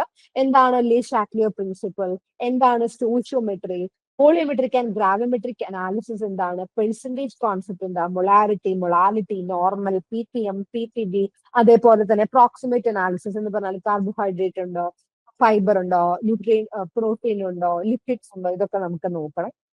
ഫുഡ് അനാലിസിസിന്റെ ഫിസിക്കൽ മെത്തേഡ്, അതിന്റെ ഷേപ്പ് എന്താ, ടെക്സ്ചർ എന്താ, കളർ എന്താ, ഇതൊക്കെ നമ്മളൊന്ന് കുറച്ച് ഡീറ്റെയിൽ ആയിട്ട് അറിഞ്ഞിരിക്കണം. വളരെ ഇമ്പോർട്ടന്റ് ആണ് ഈ ഏരിയ. അതേപോലെ തന്നെ ഫുഡ് അനാലിസിസ് നമുക്ക് എങ്ങനെ ക്ലാസിഫൈ ചെയ്യാം, ഗ്രാവിമെട്രി ആണോ, ടൈട്രോമെട്രി ആണോ, റിഫ്രാക്ടോമെട്രി ആണോ, കൊളാരിമെട്രി ആണോ. അതേപോലെ ഫുഡ് അനാലിസിസിന് നമ്മൾ കുറച്ച് സ്പെക്ട്രോസ്കോപ്പിക് ആയിട്ടുള്ള മെത്തേഡുകൾ നമ്മൾ യൂസ് ചെയ്യുന്നുണ്ട് ലാബിൽ. നിങ്ങൾ ലാബിൽ ചെയ്തിട്ടുണ്ടാവും visible, UV and fluorescent spectrometry. അതിനെ റിലേറ്റ് ചെയ്ത് നിൽക്കുന്ന ബിയർ ലാംബർട്സ് ലോ എന്താണ്, രാമൻ സ്പെക്ട്രോസ്കോപ്പി എന്താണെന്നുള്ളത് നമ്മൾ പഠിക്കണം. പിന്നീട് വന്നിട്ടുള്ളതാണ് ക്രൊമാറ്റോഗ്രാഫിക് ടെക്നിക്സ്. പ്ലേറ്റ് തിയറി ഉണ്ട്, paper chromatography, thin layer chromatography, ion exchange, high performance liquid, gas chromatography, mobile phase എന്താ, സ്റ്റേഷനറി ഫേസ് എന്താ. ഇതൊക്കെ ടെക്നോളജി പഠിച്ചാൽ അല്ലെങ്കിൽ കെമിസ്ട്രി കഴിഞ്ഞ കുട്ടികൾക്ക് ഇത് ടോപ്പിക്സ് കാണുമ്പോഴേ അറിയാം ഇത് ഏതൊക്കെ ഏരിയസിനാണ് കൂടുതൽ ചോദിക്കാന്നുള്ളത്. അതുകൊണ്ടാണ് ഫുഡ് ക്വാളിറ്റി അനാലിസിസ്, ഇത്രയും കാര്യങ്ങൾ വെച്ചിട്ടാണ് നിങ്ങൾ നിങ്ങളുടെ ലാബിൽ ടെസ്റ്റ് ചെയ്യാൻ പോകുന്നത്. അതുകൊണ്ട് നിങ്ങൾക്ക് ഇതിനെക്കുറിച്ച് കംപ്ലീറ്റ് ആയിട്ടുള്ള ഒരു ഇൻഫർമേഷൻ വേണം. പിന്നെ നമ്മുടെ ഹൈഫണേറ്റഡ് ടെക്നിക്സ് എന്തൊക്കെയാണ്, പുതിയതായിട്ട് ഇവോൾവ് ചെയ്തിട്ടുള്ള നമ്മുടെ mass spectroscopy, atomic absorption, atomic emission, electric phoresis എന്താണെന്നുള്ളത് നിങ്ങൾ നോക്കണം. അതേപോലെ നമ്മളൊരു ഫുഡിന്റെ ടെക്സ്ചർ നോക്കുന്ന സമയത്ത് എന്തൊക്കെ ഇൻസ്ട്രുമെന്റ്സ് നമ്മൾ യൂസ് ചെയ്യുന്നു, റിയോമീറ്റർ എന്താ, ടെക്സ്ചർ അനലൈസർ എന്താ, ടൈപ്പ് ഓഫ് വിസ്കോമീറ്റേഴ്സ് എന്താ, ഇതൊക്കെ നിങ്ങൾക്ക് പഠിക്കണം. അതേപോലെ ബയോളജിക്കൽ ആയിട്ടുള്ള ടെക്നിക്സും നമുക്ക് നോക്കേണ്ടതുണ്ട്. Polymerase chain reaction, enzyme linked immunosorbent assay, and radio immunoassay. ഈ ടെക്നിക്സ് നമ്മൾ നോക്കുമ്പോൾ അത് എന്തിനു വേണ്ടി യൂസ് ചെയ്യുന്നു, അതിൽ എന്തെങ്കിലും സ്പെഷ്യലൈസ്ഡ് ആയിട്ടുള്ള കണ്ടീഷൻസ് ഉണ്ടോ, ആര് കണ്ടുപിടിച്ചു, ഏത് വർഷത്തിൽ കൊടുന്നു, ഏത് കമോഡിറ്റിയിൽ ഇത് ആദ്യമായിട്ട് കൊടുന്നു, ഇതിന്റെ റിസൾട്ട് എന്താണ്, ഇങ്ങനെയുള്ള കുറച്ച് ഫീച്ചേഴ്സും കാര്യങ്ങളും നിങ്ങൾ പഠിച്ചു വെക്കേണ്ടതുണ്ട്. 8ാമത്തെ മൊഡ്യൂൾ വന്നിട്ട് നമ്മുടെ general aptitude and general knowledge ആണ്. അപ്പൊ ഇതാണ് നമ്മുടെ ഡീറ്റെയിൽ ആയിട്ടുള്ള ഒരു ഡിസ്കഷൻ എന്ന് പറയുന്നത്. ഞാൻ നേരത്തെ പറഞ്ഞിട്ടുള്ള 8 മൊഡ്യൂൾസിനകത്ത് 7 മൊഡ്യൂൾസിനകത്ത് കറക്റ്റ് ആയിട്ട് ഡീറ്റെയിൽസ് അവർ കൊടുത്തിട്ടുണ്ട്. ഏതൊക്കെ ഏരിയാസ് ആണ് കൂടുതൽ നമ്മൾ ഇമ്പോർട്ടൻസ് കൊടുത്ത് പഠിക്കുന്നത്. ഇപ്പൊ ഞാൻ നേരത്തെ പറഞ്ഞ ഫുഡ് ടെക്നോളജിയിൽ, ഫുഡ് കെമിസ്ട്രിയിൽ ഇത്ര മാത്രമല്ല, പക്ഷെ നമ്മൾക്ക് ഒരുപാട് അറിവ് ഒരുപാട് ഉണ്ടാകുന്നത് നമ്മുടെ എക്സാമിന്റെ ഈസിനെസ് കൂടും. പക്ഷെ നമ്മൾ ഇടയിൽ വളരെ ഇമ്പോർട്ടന്റ് ആയിട്ട് ഒട്ടും സ്കിപ്പ് ചെയ്യാതെ ഏതൊക്കെ ഏരിയാസ് നമ്മൾ കൂടുതൽ ഇമ്പോർട്ടൻസ് കൊടുത്ത് പഠിക്കണം എന്നുള്ളതാണ് ഞാൻ ഈ മൊഡ്യൂൾസ് നമുക്ക് ഡിസ്കസ് ചെയ്തിട്ടുള്ളത് കേട്ടോ. അപ്പൊ ഇതിനെക്കുറിച്ച് ഈ ഒരു മൊഡ്യൂൾ സെക്ഷൻ കഴിയുമ്പോഴത്തേനും നമുക്കറിയാം ഇത്ര മാർക്ക് ഇത്ര മൊഡ്യൂൾസ് ചോദിക്കും, ഏതൊക്കെ ടോപ്പിക്സ് ആണ് പഠിക്കേണ്ടത് എന്നുള്ളൊരു ഐഡിയ നമുക്ക് കിട്ടി. ഇനി ഇതിന്റെ ആയിട്ടുള്ള ഒരു സ്റ്റഡി പ്ലാൻ ആണ് നമ്മൾ ഇവിടെ കൊണ്ടുവരിക്കുന്നത്. ഈ രീതിയിൽ നിങ്ങൾ പഠിച്ചു കഴിഞ്ഞാൽ നിങ്ങൾക്ക് വളരെ ഈസി ആയിട്ട് എക്സാം ക്രാക്ക് ചെയ്യാനായിട്ട് പറ്റും. 10 മാർക്സിന്റെ ഫുഡ് കെമിസ്ട്രി നോക്കുവാണെങ്കിൽ നമ്മൾ 10 ഡേയ്സ് ആണ് ആ ഒരു പെർട്ടിക്കുലർ ആയിട്ടുള്ള ഒരു സബ്ജക്ട് അല്ലെങ്കിൽ ഒരു ടോപ്പിക്കിന് വേണ്ടി നമ്മൾ വെക്കുന്നത്. ഈ 10 ദിവസത്തിനുള്ളിൽ ഇത് കവർ ചെയ്ത് കഴിയുമോ എന്ന് ചോദിച്ചു കഴിഞ്ഞാൽ ഞാൻ പറയട്ടെ, അതിന് വേണ്ടിയിട്ടാണ് നമുക്ക് ടോപ്പിക്സ്, അതായത് ടോപ്പിക്കിനകത്ത് സബ് ടോപ്പിക്സ് തന്നിരിക്കുന്നത്. അപ്പൊ ആ ഏരിയാസ് വളരെ നിർബന്ധമായിട്ട് നിങ്ങൾ കവർ ചെയ്യണം. ബാക്കിയുള്ള ഏരിയാസ് നമുക്ക് സമയം അനുസരിച്ച് എക്സ്റ്റേണൽ ഇൻഫർമേഷൻസ് ആഡ് ചെയ്യാൻ പറ്റുവാണെങ്കിൽ അത്രയും നല്ലതാണ്. ഇപ്പൊ ഫുഡ് കെമിസ്ട്രിക്ക് ഞാൻ 10 ഡേയ്സ് ആണ് വെച്ചിരിക്കുന്നത്. അതേപോലെ ഫുഡ് മൈക്രോബയോളജി 7 ഡേയ്സ് ആണ് വെച്ചിരിക്കുന്നത്. കാരണം കൂടുതൽ സ്ട്രെസ് ഔട്ട് ചെയ്ത് പഠിക്കേണ്ട ടോപ്പിക്സ് അതിന്റെ ലെങ്ത് അതിനകത്ത് കുറവാണ്. അപ്പൊ അതിന് അക്കോർഡിംഗ്ലി ആണ് ഞാൻ വെച്ചിരിക്കുന്നത്. സീരിയസ്നെസ്സും അനുസരിച്ചൊക്കെ നമുക്ക് പഠിക്കാൻ ഈസിയാണ്. അതേപോലെ ഫുഡ് ടെക്നോളജിക്ക് ഞാൻ 10 ഡേയ്സ് വെച്ചിട്ടുണ്ട്. 10 മാർക്സിന് ചോദിക്കുന്നത് 3rd മൊഡ്യൂൾ എന്ന് പറയുന്നത്. നാലാമത്തെ മൊഡ്യൂൾ ഫുഡ് എഞ്ചിനീയറിംഗ് ആണ്. അത് ഞാൻ 10 മാർക്സിന് 7 ഡേയ്സ് ആണ് കൊടുത്തിട്ടുള്ളൂ. കാരണം നമുക്ക് അതിനേക്കാളും കുറച്ചും കൂടെ ഡേയ്സ് കൂട്ടി പഠിക്കേണ്ട ഇമ്പോർട്ടന്റ് ആയിട്ടുള്ള കാര്യങ്ങളുള്ള മൊഡ്യൂൾസ് ഉണ്ട്. പക്ഷെ ഫുഡ് എഞ്ചിനീയറിംഗ് എന്ന് പറയുമ്പോൾ ഓൾറെഡി ഫുഡ് മൈക്രോനകത്തും എഞ്ചിനീയറിംഗിനകത്തും അവർ തരുന്ന സബ് ടോപ്പിക്സ് എന്ന് പറയുന്നത്, അല്ലെങ്കിൽ നമ്മൾ ഫോക്കസ് ചെയ്യേണ്ട ഏരിയാസ് കമ്പാരിറ്റീവ്ലി മറ്റുള്ളതിനെ കമ്പയർ ചെയ്യുമ്പോൾ കുറച്ച് കുറവാണ്. അപ്പം നമ്മുടെ മൊഡ്യൂൾ സെക്ഷൻസിന്റെ ഡീറ്റെയിലിംഗ് കഴിഞ്ഞു കഴിഞ്ഞാൽ പിന്നെ നമുക്ക് ശ്രദ്ധിക്കേണ്ട, അല്ലെങ്കിൽ നമ്മുടെ ഏറ്റവും ഇമ്പോർട്ടന്റ് പാർട്ട് എന്ന് പറയുന്നത് സ്റ്റഡി പ്ലാൻ ആണ്. ഈ ഒരു 2 മന്ത്സിനകത്ത് എങ്ങനെ വളരെ ക്രിസ്പ് ആയിട്ട്, എങ്ങനെ ബ്രീഫ് ആയിട്ട് പഠിക്കാൻ പറ്റണം എന്നുള്ളതാണ് നമ്മൾ ഇന്നത്തെ വെബിനാറിൽ നോക്കിയിരുന്നത്. അപ്പോൾ ഈ സ്റ്റഡി പ്ലാൻ ഒരു ചെറിയൊരു ഡീറ്റെയിലിംഗ് ആയിട്ടുള്ള ഒരു സ്റ്റഡി പ്ലാൻ അനുസരിച്ച് നമുക്ക് പഠിച്ചു കഴിഞ്ഞാൽ എക്സാം ക്രാക്ക് ചെയ്യാനായിട്ട് അധികം ബുദ്ധിമുട്ട് വരില്ല. നമ്മൾ ഓൾറെഡി ഓരോ മൊഡ്യൂൾസും ഓരോ ടോപ്പിക്സും എത്ര മാർക്സിനാണ് വരുന്നത്, അതിനകത്തുള്ള സബ് ടോപ്പിക്സിന്റെയും ഒരു ഡീറ്റെയിൽഡ് ആയിട്ടുള്ള ഒരു ഡിസ്കഷൻ നമ്മൾ നടത്തിയിരുന്നു. ഇനി നമുക്ക് നോക്കേണ്ടത് ഇത് എത്ര ഡേയ്സ് വെച്ചിട്ട് നമുക്ക് കവറപ്പ് ചെയ്യണം, അല്ലെങ്കിൽ നമ്മുടെ റിവിഷനും മോക്ക് ടെസ്റ്റിനും വേണ്ടിയിട്ട് നമ്മൾ എത്ര ഡേയ്സ് നമ്മൾ കൊടുക്കണം. അതേപോലെ തന്നെ നമ്മുടെ എട്ടാമത്തെ ടോപ്പിക് ആയിട്ടുള്ള ജനറൽ ആപ്റ്റിറ്റ്യൂഡ്, ജനറൽ നോളജും എത്ര ദിവസം കൊണ്ട് എടുക്കണം, അത് പഠിക്കുന്ന രീതികൾ എങ്ങനെയാണ് നമുക്ക് നോക്കണം. നമുക്കറിയാം 75 ഡേയ്സ് ആണ് നമ്മുടെ കയ്യിലുള്ളത്. അതേപോലെ തന്നെ നമ്മുടെ മാർക്സ് എന്ന് പറയുന്നത് 100 മാർക്സ് ആണ് ടോട്ടൽ മാർക്സ് വരുന്നത്. ആദ്യം പറഞ്ഞ ഫുഡ് കെമിസ്ട്രി 10 മാർക്കിനാണ് ചോദിക്കുന്നത്. അത് നമ്മൾ വെച്ചിരിക്കുന്ന ദിവസം എന്ന് പറഞ്ഞാൽ 10 ദിവസമാണ്. അതായത് കെമിസ്ട്രി 10 ഡേയ്സ് കൊണ്ട് കഴിയുമോ എന്ന് ചോദിച്ചു കഴിഞ്ഞാൽ നമുക്ക് ഒരു ടോപ്പിക്സും 10 ഡേയ്സ് കൊണ്ട് കഴിയില്ല. പക്ഷേ നമുക്ക് സിലബസ് പ്രകാരം അവർ തന്നിട്ടുള്ള ആ ഒരു സബ് ടോപ്പിക്സ് നമുക്ക് ഈ 10 ഡേയ്സ് കൊണ്ട് കവറപ്പ് ചെയ്തെടുക്കാനായിട്ട് സാധിക്കും. 10 മാർക്സിന്റെ ഫുഡ് കെമിസ്ട്രി നമ്മൾ 10 ദിവസമാണ് അതിന് അലോട്ട് ചെയ്തിരിക്കുന്നത്. അതേപോലെ ഫുഡ് മൈക്രോബയോളജി നമ്മൾ എടുക്കുകയാണെങ്കിൽ അത് നിങ്ങൾ കണ്ടിരുന്നു. അതിന്റെ സബ് ടോപ്പിക്സ്, അതായത് ഫുഡ് മൈക്രോബയോളജിനകത്ത് വരുന്ന ടോപ്പിക്സ് കുറവാണ് നമുക്കുള്ളത്. ഒരുപാട് ഡീറ്റെയിലിംഗ് ആയിട്ട് നമുക്ക് പോകേണ്ട ആവശ്യമില്ല. അത് 10 മാർക്കിനാണ് ചോദിക്കുന്നത്. അപ്പൊ അതും നമുക്കൊരു 7 ഡേയ്സ് ആയിട്ടാണ് നമ്മൾ അലോട്ട് ചെയ്തിരിക്കുന്നത്. 7 ഡേയ്സിനുള്ളിൽ നമുക്ക് ആ ടോപ്പിക്സ് കവറപ്പ് ചെയ്ത് എത്താനായിട്ട് പറ്റും. കാരണം ഈ ഫുഡ് മൈക്രോബയോളജി എന്ന് പറയുമ്പോൾ നമുക്ക് എങ്ങനെയാണ് കൾച്ചറിങ് ചെയ്യുക, നമ്മൾ എന്ത് സ്റ്റെയിൻ ആണ് യൂസ് ചെയ്യുന്നത്, നമ്മൾ എന്ത് ഡൈ ആണ് യൂസ് ചെയ്യുന്നത്, ഇങ്ങനെയുള്ള ഡീറ്റെയിലിംഗ് ആയിട്ടുള്ള കാര്യങ്ങൾ മാത്രം ഒന്ന് നോട്ട് ഡൗൺ ചെയ്താൽ മതി. ഒരുപാട് ഇൻഡെപ്തിലേക്ക് നമുക്ക് പോകണ്ട. ആരാണ് ഫൗണ്ട് ഔട്ട് ചെയ്തത്, ഏത് ഇയറിലാണ് ഫൗണ്ട് ഔട്ട് ചെയ്തത്, ഇത്രയുള്ള ഡീറ്റെയിലിംഗ് കാര്യങ്ങൾ മാത്രം നമ്മൾ ഫുഡ് മൈക്രോബയോളജിനകത്ത് പഠിച്ചാൽ മതിയാകും. വരുന്നതാണ് നമ്മുടെ ഫുഡ് ടെക്നോളജി. അതും 10 മാർക്കിന് തന്നെയാണ്, 10 ബേസിലാണ് നമ്മൾ അതും അലോട്ട് ചെയ്തിരിക്കുന്നത്. അതും ഈ പറഞ്ഞ പോലെ തന്നെ നമുക്ക് 10 ദിവസം കൊണ്ട് കഴിയുമെന്ന് ചോദിച്ചു കഴിഞ്ഞാൽ ഈ സ്റ്റഡി പ്ലാൻ നമ്മൾ ഒരുക്കുമ്പോൾ നമുക്ക് ഇതിനകത്ത് വന്നിരിക്കുന്നത് എല്ലാം അങ്ങോട്ടും ഇങ്ങോട്ടും ഞാൻ നേരത്തെ പറഞ്ഞ പോലെ തന്നെ കോറിലേറ്റഡ് ആയിട്ടാണ് നിൽക്കുന്നത്. അതായത് നിങ്ങൾ ഫുഡ് കെമിസ്ട്രി പഠിക്കുകയാണെങ്കിൽ ഓൾറെഡി ഫുഡ് ടെക്നോളജിനകത്തുള്ള കുറച്ച് പോർഷൻസ് അതിനകത്ത് വരും. അതുപോലെ ഫുഡ് മൈക്രോബയോളജി പഠിക്കുകയാണെങ്കിലും ഫുഡ് എഞ്ചിനീയറിംഗ് പഠിക്കുകയാണെങ്കിലും ഇതിൽ ആകെ കൂടെ കുറച്ച് വ്യത്യാസം എന്ന് പറയുന്നത് ഫുഡ് എഞ്ചിനീയറിംഗും ഫുഡ് സേഫ്റ്റി സ്റ്റാൻഡേർഡും ഫുഡ് ക്വാളിറ്റി അനാലിസിസും മാത്രമാണ്. ബാക്കിയുള്ളതെല്ലാം അങ്ങോട്ടും ഇങ്ങോട്ടും റിലേറ്റ് ചെയ്തിട്ടാണ് നിൽക്കുന്നത്. അപ്പൊ ഫുഡ് കെമിസ്ട്രി പഠിച്ചിട്ടുണ്ടെങ്കിൽ ഓൾമോസ്റ്റ് നിങ്ങൾ ഫുഡ് ടെക്നോളജിക്കകത്തുള്ള കുറെ പോർഷൻസ് കവർ ചെയ്യും. അതേപോലെ തന്നെ ഫുഡ് മൈക്രോബയോളജി നിങ്ങൾ പഠിച്ചിട്ടുണ്ടെങ്കിൽ ഈ പറഞ്ഞ പോലെ തന്നെ മൈക്രോ ഓർഗാനിസം, അതായത് ഫുഡ് ടെക്നോളജിയുടെ ഒരു പോർഷൻ അതിനകത്ത് വരുന്നുണ്ട്. ഏതൊക്കെ മൈക്രോ ഓർഗാനിസം ആണ്, ഏതൊക്കെ കമോഡിറ്റിനകത്താണ് വരുന്നത് എന്നുള്ളത് കവർ ചെയ്തിട്ട് പോകുന്നുണ്ട്. ഇതിൽ നിന്ന് കുറച്ച് വ്യത്യസ്തമായിട്ട് നിൽക്കുന്ന ഒരു ടോപ്പിക്കാണ് ഫുഡ് എഞ്ചിനീയറിംഗ് എന്ന് പറയുന്നത്. അത് നമ്മൾ അലോട്ട് ചെയ്തിരിക്കുന്നത് 7 ഡേയ്സ് ആണ് അലോട്ട് ചെയ്തിരിക്കുന്നത്. അതും 10 മാർക്സ് ആണ് നമുക്ക് എക്സാം ചോദിക്കാം. അപ്പോൾ ഈ ഫുഡ് എഞ്ചിനീയറിംഗ് പഠിക്കുമ്പോൾ നമ്മൾ വളരെ ഡീറ്റെയിലിംഗ് ആയിട്ട് പഠിക്കാൻ നിന്ന് കഴിഞ്ഞാൽ നമുക്ക് ഒന്നും ആൻസർ ചെയ്യാനും പറ്റില്ല. അതേപോലെ തന്നെ അത് കിട്ടാനായിട്ട് ഭയങ്കര ബുദ്ധിമുട്ടായിരിക്കും. അപ്പൊ നമ്മൾ ഇതിന്റെ ഒരു ഔട്ട്ലൈൻ പോലെ, അതായത് നിങ്ങൾക്ക് തന്നിരിക്കുന്ന അതിനകത്തുള്ള സബ് ടോപ്പിക്സ് എന്താണോ തന്നിരിക്കുന്നത് അതിന്റെ ഒരു ഔട്ട്ലൈൻ ഫിഗറിംഗ് ആണ് നമുക്ക് ഫുഡ് എഞ്ചിനീയറിംഗിനകത്ത് വേണ്ടത്. കാരണം ഡീറ്റെയിലിംഗ് ആയിട്ട് പോയി കഴിഞ്ഞാൽ ഇക്വേഷൻസും ഡെറിവേഷൻസിലൊക്കെയാണ് എത്തുന്നത്. അതുകൊണ്ട് അത് തന്നിട്ടുള്ള ആ സബ് ടോപ്പിക്സ് നമ്മളൊന്ന് കവർ ചെയ്തിട്ട് പഠിക്കണം. അതിന് നമ്മൾ 7 ഡേയ്സ് ആണ് കൊടുത്തിരിക്കുന്നത്. അതേപോലെ തന്നെ നമ്മൾ നേരത്തെ മൊഡ്യൂൾ ഡിസ്കഷൻ നടത്തിയതിൽ നിങ്ങൾക്കറിയാം ഫുഡ് എഞ്ചിനീയറിംഗിന്റെ കീഴിലുള്ള സബ് ടോപ്പിക്സ് കുറവാണ്. ഇതാണ് നമ്മുടെ food safety standards. Safety and സ്റ്റാൻഡേർഡ്സിനകത്ത് നമ്മൾ അതിനകത്ത് 10 മാർക്സിനാണ് എഴുതിയിരിക്കുന്നത്. 10 മാർക്സിനല്ല, സോറി അതിൽ തെറ്റുണ്ട്, 25 മാർക്സിനാണ് നമുക്ക് ഫുഡ് സേഫ്റ്റി ആൻഡ് സ്റ്റാൻഡേർഡ് ചോദിക്കുന്നത്. അത് വന്നിട്ട് 12 ഡേയ്സിനാണ് നമുക്കത് ചോദിക്കാം. 12 ഡേയ്സിനാണ് നമുക്കത് പഠിക്കേണ്ടത്. അപ്പം ഇതിൽ 25 മാർക്കിന് 12 ദിവസം. ഒന്നും കൂടെ പറയുന്നു, 25 മാർക്സിനാണ് ചോദിക്കുന്നത്. 12 ദിവസമാണ് നമ്മൾ അത് പഠിക്കാനായിട്ട് നിൽക്കേണ്ടത്. കാരണം ഞാൻ ഓൾറെഡി നിങ്ങളുടെ ജോബ് പ്രൊഫൈൽ ഡിസ്കസ് ചെയ്ത സമയത്ത് പറഞ്ഞായിരുന്നു, ഫുഡ് സേഫ്റ്റിയും സ്റ്റാൻഡേർഡ്, അതേപോലെ ക്വാളിറ്റി അനാലിസിസ്. ബിക്കോസ് നമ്മൾ ലാബിൽ കിടന്നിട്ട് നമ്മൾ പണിയെടുക്കേണ്ടവരാണ് അല്ലെ. അതായത് ഒരു ഫുഡ് നമുക്ക് വന്നു കഴിഞ്ഞാൽ ആ ഫുഡിനകത്തുള്ള അനാലിസിസുകൾ ചെയ്യുകയാണ് നമ്മുടെ ഡ്യൂട്ടി എന്നുണ്ടെങ്കിൽ നമുക്ക് അതിൽ സേഫ്റ്റിയും സ്റ്റാൻഡേർഡ്സും ക്വാളിറ്റി അനാലിസിസും അറിഞ്ഞിരിക്കണം. ക്വാളിറ്റി അനാലിസിസ് 15 മാർക്കിനാണ് ചോദിക്കുക. അതും വന്നിട്ട് 12 ദിവസമാണ് നമുക്ക് പഠിക്കാനുള്ള സമയം എന്ന് പറയുന്നത്. പിന്നെ വരുന്നതാണ് നമ്മുടെ ലബോറട്ടറി ഇക്കോസിസ്റ്റം ഓഫ് FSSAI. മാർക്കിനാണ് ചോദിക്കുക. അത് ഞാൻ ഡിസൈൻ ചെയ്തിരിക്കുന്നത് ഫുൾ 9 days ആണ്. കാരണം ഓൾറെഡി നിങ്ങൾ 12 days എടുത്തിട്ട് ഈ ഫുഡ് സേഫ്റ്റി ആൻഡ് സ്റ്റാൻഡേർഡും പിന്നീട് ഒരു 12 days എടുത്തിട്ട് ഫുഡ് ക്വാളിറ്റി അനാലിസിസും നിങ്ങൾ കവറപ്പ് ചെയ്യുന്നുണ്ട്. അതുകൊണ്ട് തന്നെ ലബോറട്ടറി ഇക്കോസിസ്റ്റം ഓഫ് FSSAIയുടെ കുറേയധികം പോർഷൻസ് ഈ 2 മൊഡ്യൂൾസിനകത്തും കവറപ്പ് ചെയ്യുന്ന കാരണം ഒരു 9 days ഉണ്ടെങ്കിൽ നിങ്ങൾക്ക് ആ ഒരു മൊഡ്യൂളും കൂടെ കവറപ്പ് ചെയ്തെടുക്കാൻ നിൽക്കും. ആൻഡ് അത് മാത്രമല്ല, അത് 10 മാർക്സിന് മാത്രമാണ് ചോദിക്കുന്നത്. ലാസ്റ്റ് വരുന്ന ഒരു മൊഡ്യൂൾ എന്ന് പറയുന്നത് general aptitude and general knowledge ആണ്.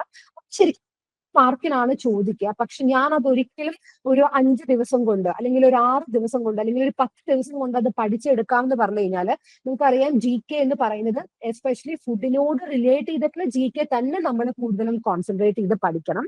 അതെന്ന് പറഞ്ഞാല് 2018 നമ്മുടെ എക്സാം ലാസ്റ്റ് തീർന്നിരിക്കുന്നത്. അപ്പോ അവിടുന്ന് ശേഷം നമ്മുടെ ഫുഡ് ഇൻഡസ്ട്രിയിനകത്ത് എന്തൊക്കെ കാര്യങ്ങൾ സംഭവിച്ചിട്ടുണ്ട് എന്നുള്ളത് ഒരു അത് ആ ഒരു എന്തൊക്കെ ഡീറ്റെയിൽസ് ആണ്, എന്തൊക്കെ അപ്ഡേറ്റ്സ് ആണ്, ഇപ്പൊ എന്തൊക്കെയാണ് നമ്മുടെ ഫുഡ് ഇൻഡസ്ട്രിയിനകത്ത് നടന്നുകൊണ്ടിരിക്കുന്നത്, ഈ എല്ലാ കാര്യങ്ങളും നമ്മൾ എന്ത് ചെയ്യണം, നോട്ട് ഡൗൺ ചെയ്യണം.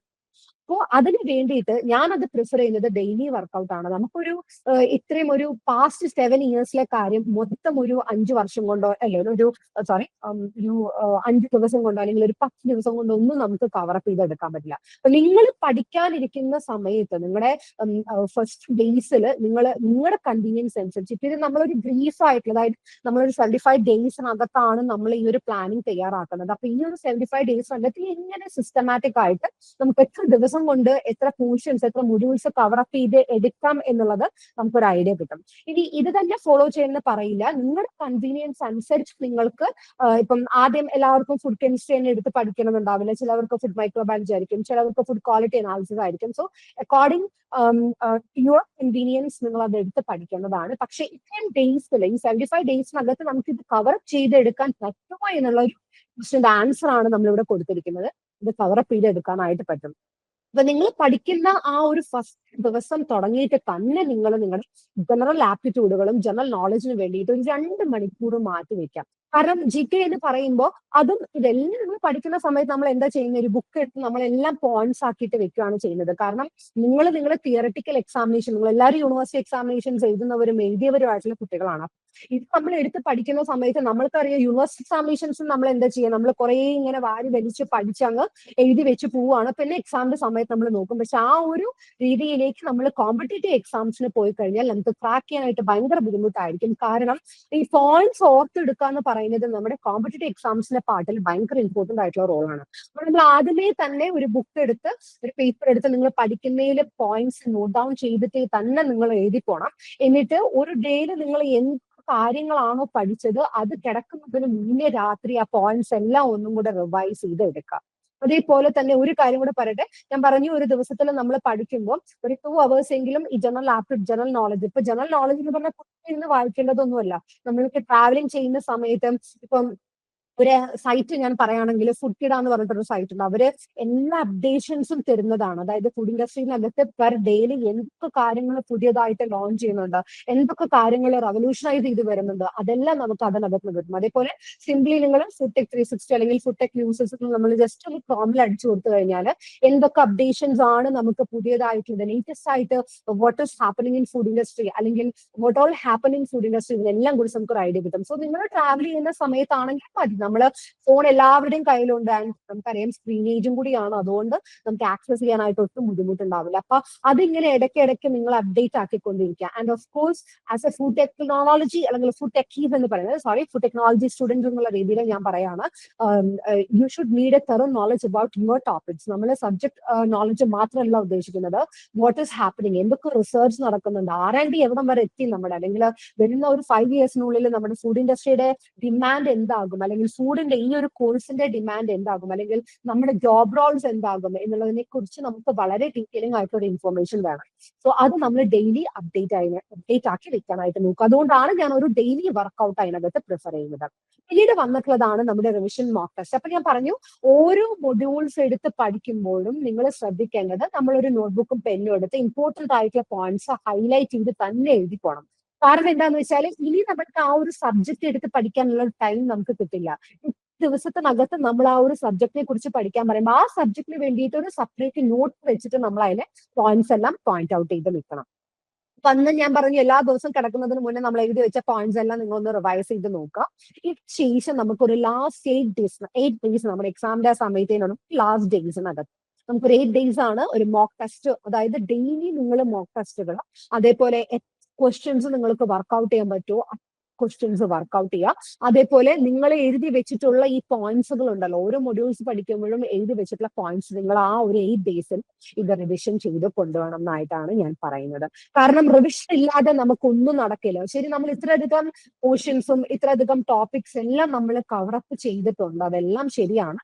അന്ന് വെച്ചിട്ട് നമ്മൾ ഇത് റിവൈസ് ചെയ്തില്ലെങ്കിൽ നമുക്ക് എക്സാമിന്റെ സമയത്ത് പെർഫോം ചെയ്യാൻ പറ്റില്ല. കാരണം നമ്മളൊരു വളരെ വലിയ വാസ്റ്റ് ആയിട്ടുള്ള ഫുഡ് എന്ന് പറഞ്ഞാൽ ഇപ്പൊ നിങ്ങൾക്ക് മനസ്സിലായി കാണുമെന്ന് വിചാരിക്കുന്നു. ഫുഡ് ടെക്നോളജി എന്ന് പറഞ്ഞാൽ ഫുഡ് ടെക്നോളജി മാത്രമല്ല, നമുക്ക് ഈ പറഞ്ഞ പോലെ എഞ്ചിനീയറിംഗും കെമിസ്ട്രിയും മൈക്രോബയോളജിയും ആപ്റ്റിറ്റ്യൂഡും എസ്എസ്ഐഡ് എക്കോസിസ്റ്റം ക്വാളിറ്റി സേഫ്റ്റി ഇതെല്ലാം വരുന്നതാണ് ഫുഡ് ടെക്നോളജി എന്ന് പറയുന്നത്. അപ്പൊ ഇതിങ്ങനെ മറ്റുള്ള സബ്ജക്ട്സിനെ പോലെയല്ല ഭയങ്കര വാസ്റ്റ് ആയിട്ട് വൈഡ് ആയിട്ടുള്ള ഒരു സബ്ജക്ട് ആണ്. അതുകൊണ്ട് തന്നെ നിങ്ങൾ ഇത് പഠിച്ചിട്ടുണ്ടെങ്കിലും നിങ്ങൾ റിവിഷന് വേണ്ടിയിട്ട് ദിവസം മാറ്റി വെച്ചില്ലെങ്കിൽ എക്സാമിന്റെ സമയത്ത് നമുക്ക് പോയിന്റ്സ് ഓർത്തെടുക്കാൻ പറ്റില്ല എന്ന് മാത്രമല്ല, നമുക്ക് ക്വസ്റ്റ്യൻസ് കാണുമ്പോൾ എല്ലാം ഭയങ്കര ക്ലിക്ക് ആയിട്ട് തോന്നും. 4 ഓപ്ഷൻസ് വന്നിട്ടുണ്ടെങ്കിൽ 4ഉം ആൻസേഴ്സ് ആയിട്ട് നമുക്ക് തോന്നും. അതുകൊണ്ട് ആ ലാസ്റ്റ് 8 ദിവസങ്ങളിൽ നമ്മൾ എന്ത് ചെയ്യണം, റിവിഷനും മോക്ക് ടെസ്റ്റിന് വേണ്ടിയിട്ട് മാറ്റി വെക്കണം. ഇനിയിപ്പോ ഞാൻ പറഞ്ഞു ആദ്യത്തെ ഒരു 10 ദിവസങ്ങളിൽ നിങ്ങൾ ഫുഡ് കെമിസ്ട്രി പഠിക്കുവാണെന്ന് വിചാരിക്കാം.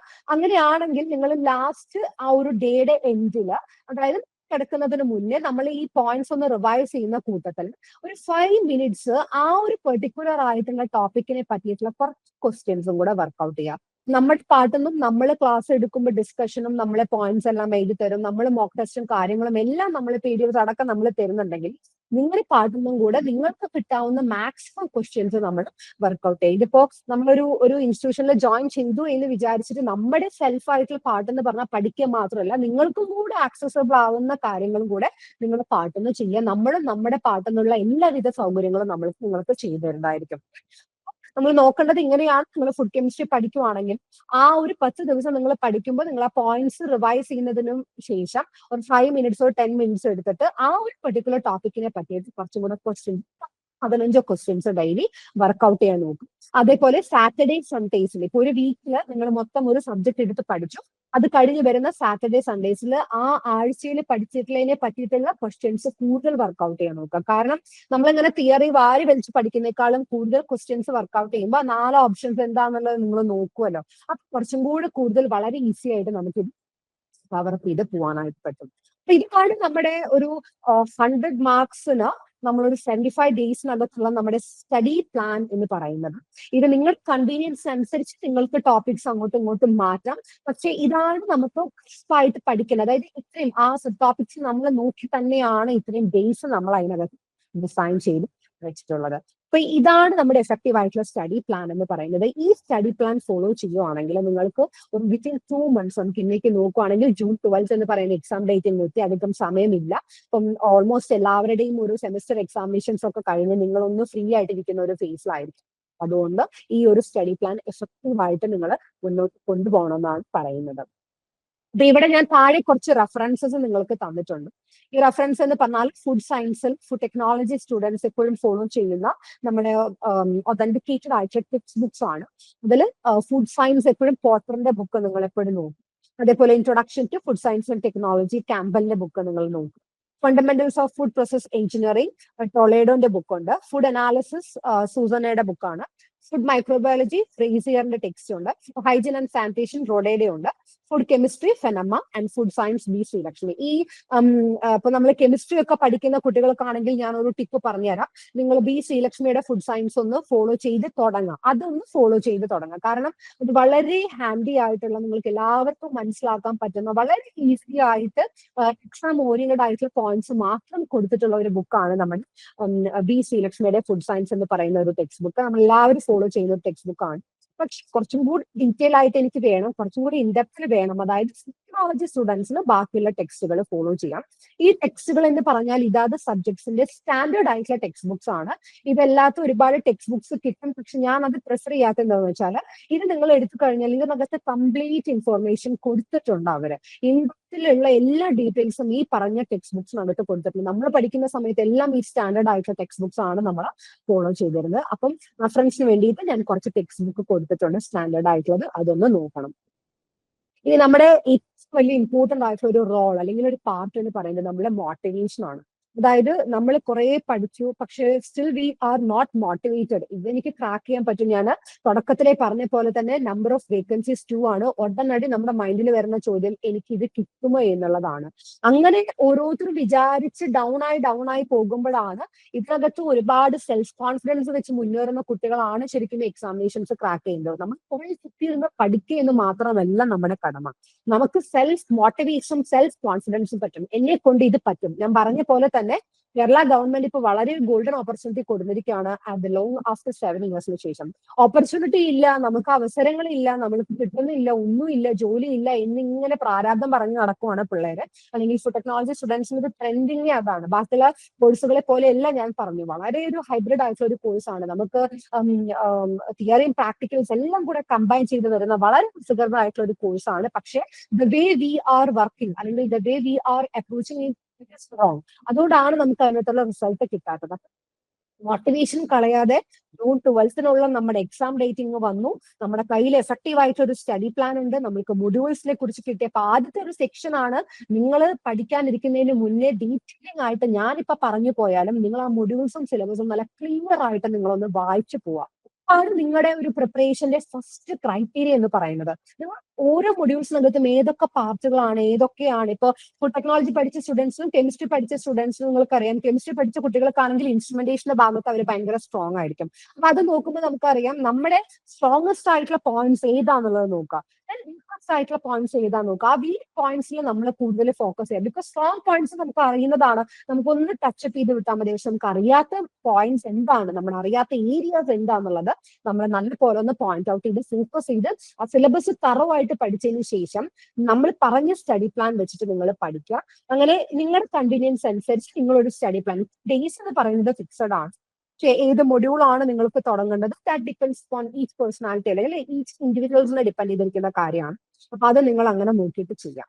And always be motivated. നമ്മൾ സെൽഫ് കോൺഫിഡൻസ് പറയാതെ സെൽഫ് മോട്ടിവേഷനിൽ ജൂൺ 12 ഇത്തവണത്തെ എക്സാം നമ്മുടേതാണ്, ഞാനിത് എന്തൊക്കെയാണെങ്കിലും ഇത് ക്രാക്ക് ചെയ്യും, അതിന് വേണ്ടിയിട്ട് ഞാൻ ഹാർഡ് വർക്ക് ചെയ്യും എന്നുള്ള ഒരു എന്താ പറയാ മനസ്സിൽ നല്ല ദൃഢമായിട്ട് നിങ്ങൾ അത് അങ്ങനെ ഫിക്സ് ചെയ്ത് വെക്കുക കേട്ടോ. അതായത് always be focus what ever B the things. നമുക്ക് ഒരുപാട് ഡിസ്ട്രാക്ഷൻസ് ഉണ്ടാവും, നമ്മളിതിൽ പിന്തിരിപ്പിക്കാൻ ഒരുപാട് ആൾക്കാരുണ്ടാവും. കാരണം എല്ലാവരും നോക്കുന്ന കാര്യം എന്താ പറയുക, ഈ വേക്കൻസി 2 വേക്കൻസി എന്തിനാ വെറുതെ ഇങ്ങനെ കഷ്ടപ്പെടുന്നത്. ഒരു കാര്യം മനസ്സിൽ വെച്ചോളാം, നമുക്ക് കഷ്ടപ്പെടാതെ ഒരു റിസൾട്ടും നമുക്ക് കിട്ടില്ല. അപ്പൊ അതുകൊണ്ട് അതിന് കിട്ടിയിട്ടുള്ള വളരെ വലിയൊരു ഗോൾഡൻ ഓപ്പർച്യൂണിറ്റി ആണ്. അതിന് വേണ്ടിയിട്ട് ഗിവ് അപ്പ് ചെയ്യാതെ തന്നെ നിങ്ങൾ പ്രിപ്പറേഷൻ തുടങ്ങാം. പിന്നെ നമ്മുടെ ഇൻസ്റ്റിറ്റ്യൂഷനെ പറ്റിയിട്ട് കൂടുതൽ പറയേണ്ടതില്ലല്ലോ. ഇൻസ്റ്റിറ്റ്യൂഷൻ നിങ്ങൾ എല്ലാവരും കേട്ടിട്ടുണ്ടാവും, എല്ലാവരും അറിയുന്നതാണ്. അപ്പൊ നമ്മൾ വയ ഇൻസ്റ്റിറ്റ്യൂഷനകത്തോടെ നമ്മുടെ മാക്സിമം നമ്മൾ നിങ്ങൾക്കായിട്ടുള്ള ക്ലാസ്സുകളും PDF കാര്യങ്ങളും നമ്മുടെ ഭാഗത്തു നിന്നെല്ലാം നമ്മൾ പ്രൊവൈഡ് ചെയ്യും.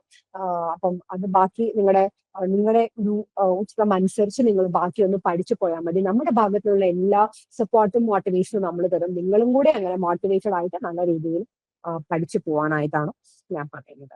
ഇത്രയാണ് നമ്മുടെ സെഷൻ. ഇനി നിങ്ങൾക്ക് സെഷനകത്ത് കൂടുതൽ ഡൗട്ട്സ് ഉണ്ട്, അല്ലെങ്കിൽ സബ്ജക്ട് റിലേറ്റഡ് ആയിട്ടാണെങ്കിലും അല്ലെങ്കിൽ നിങ്ങൾക്ക് എക്സാം റിലേറ്റഡ് ആയിട്ടുള്ള ഡൗട്ട്സ് ഒക്കെ ഉണ്ടെങ്കിൽ താഴെ നമ്മൾ നമ്പർ കൊടുത്തിട്ടുണ്ട്. അതേപോലെ തന്നെ നമ്മൾ ഒരു ഗൂഗിൾ ഫോമും അതിനകത്ത് കൊടുത്തിട്ടുണ്ട്. അപ്പൊ അക്കോർഡിംഗ്ലി അതിനിപ്പോ ഫോം ഇല്ലെങ്കിൽ നമ്പറിൽ നമ്മൾ വിളിച്ചിട്ട് കോൺടാക്ട് ചെയ്ത് കഴിഞ്ഞാൽ നിങ്ങൾക്ക് ബാക്കിയുള്ള എല്ലാ ഡീറ്റെയിൽസ് നമ്മുടെ ഇൻസ്റ്റിറ്റ്യൂഷൻസിന് പ്രൊവൈഡ് ചെയ്യുന്നതാണ്. അപ്പോൾ ഇത്രയാണ് നമ്മുടെ ഇന്നത്തെ സെഷൻ.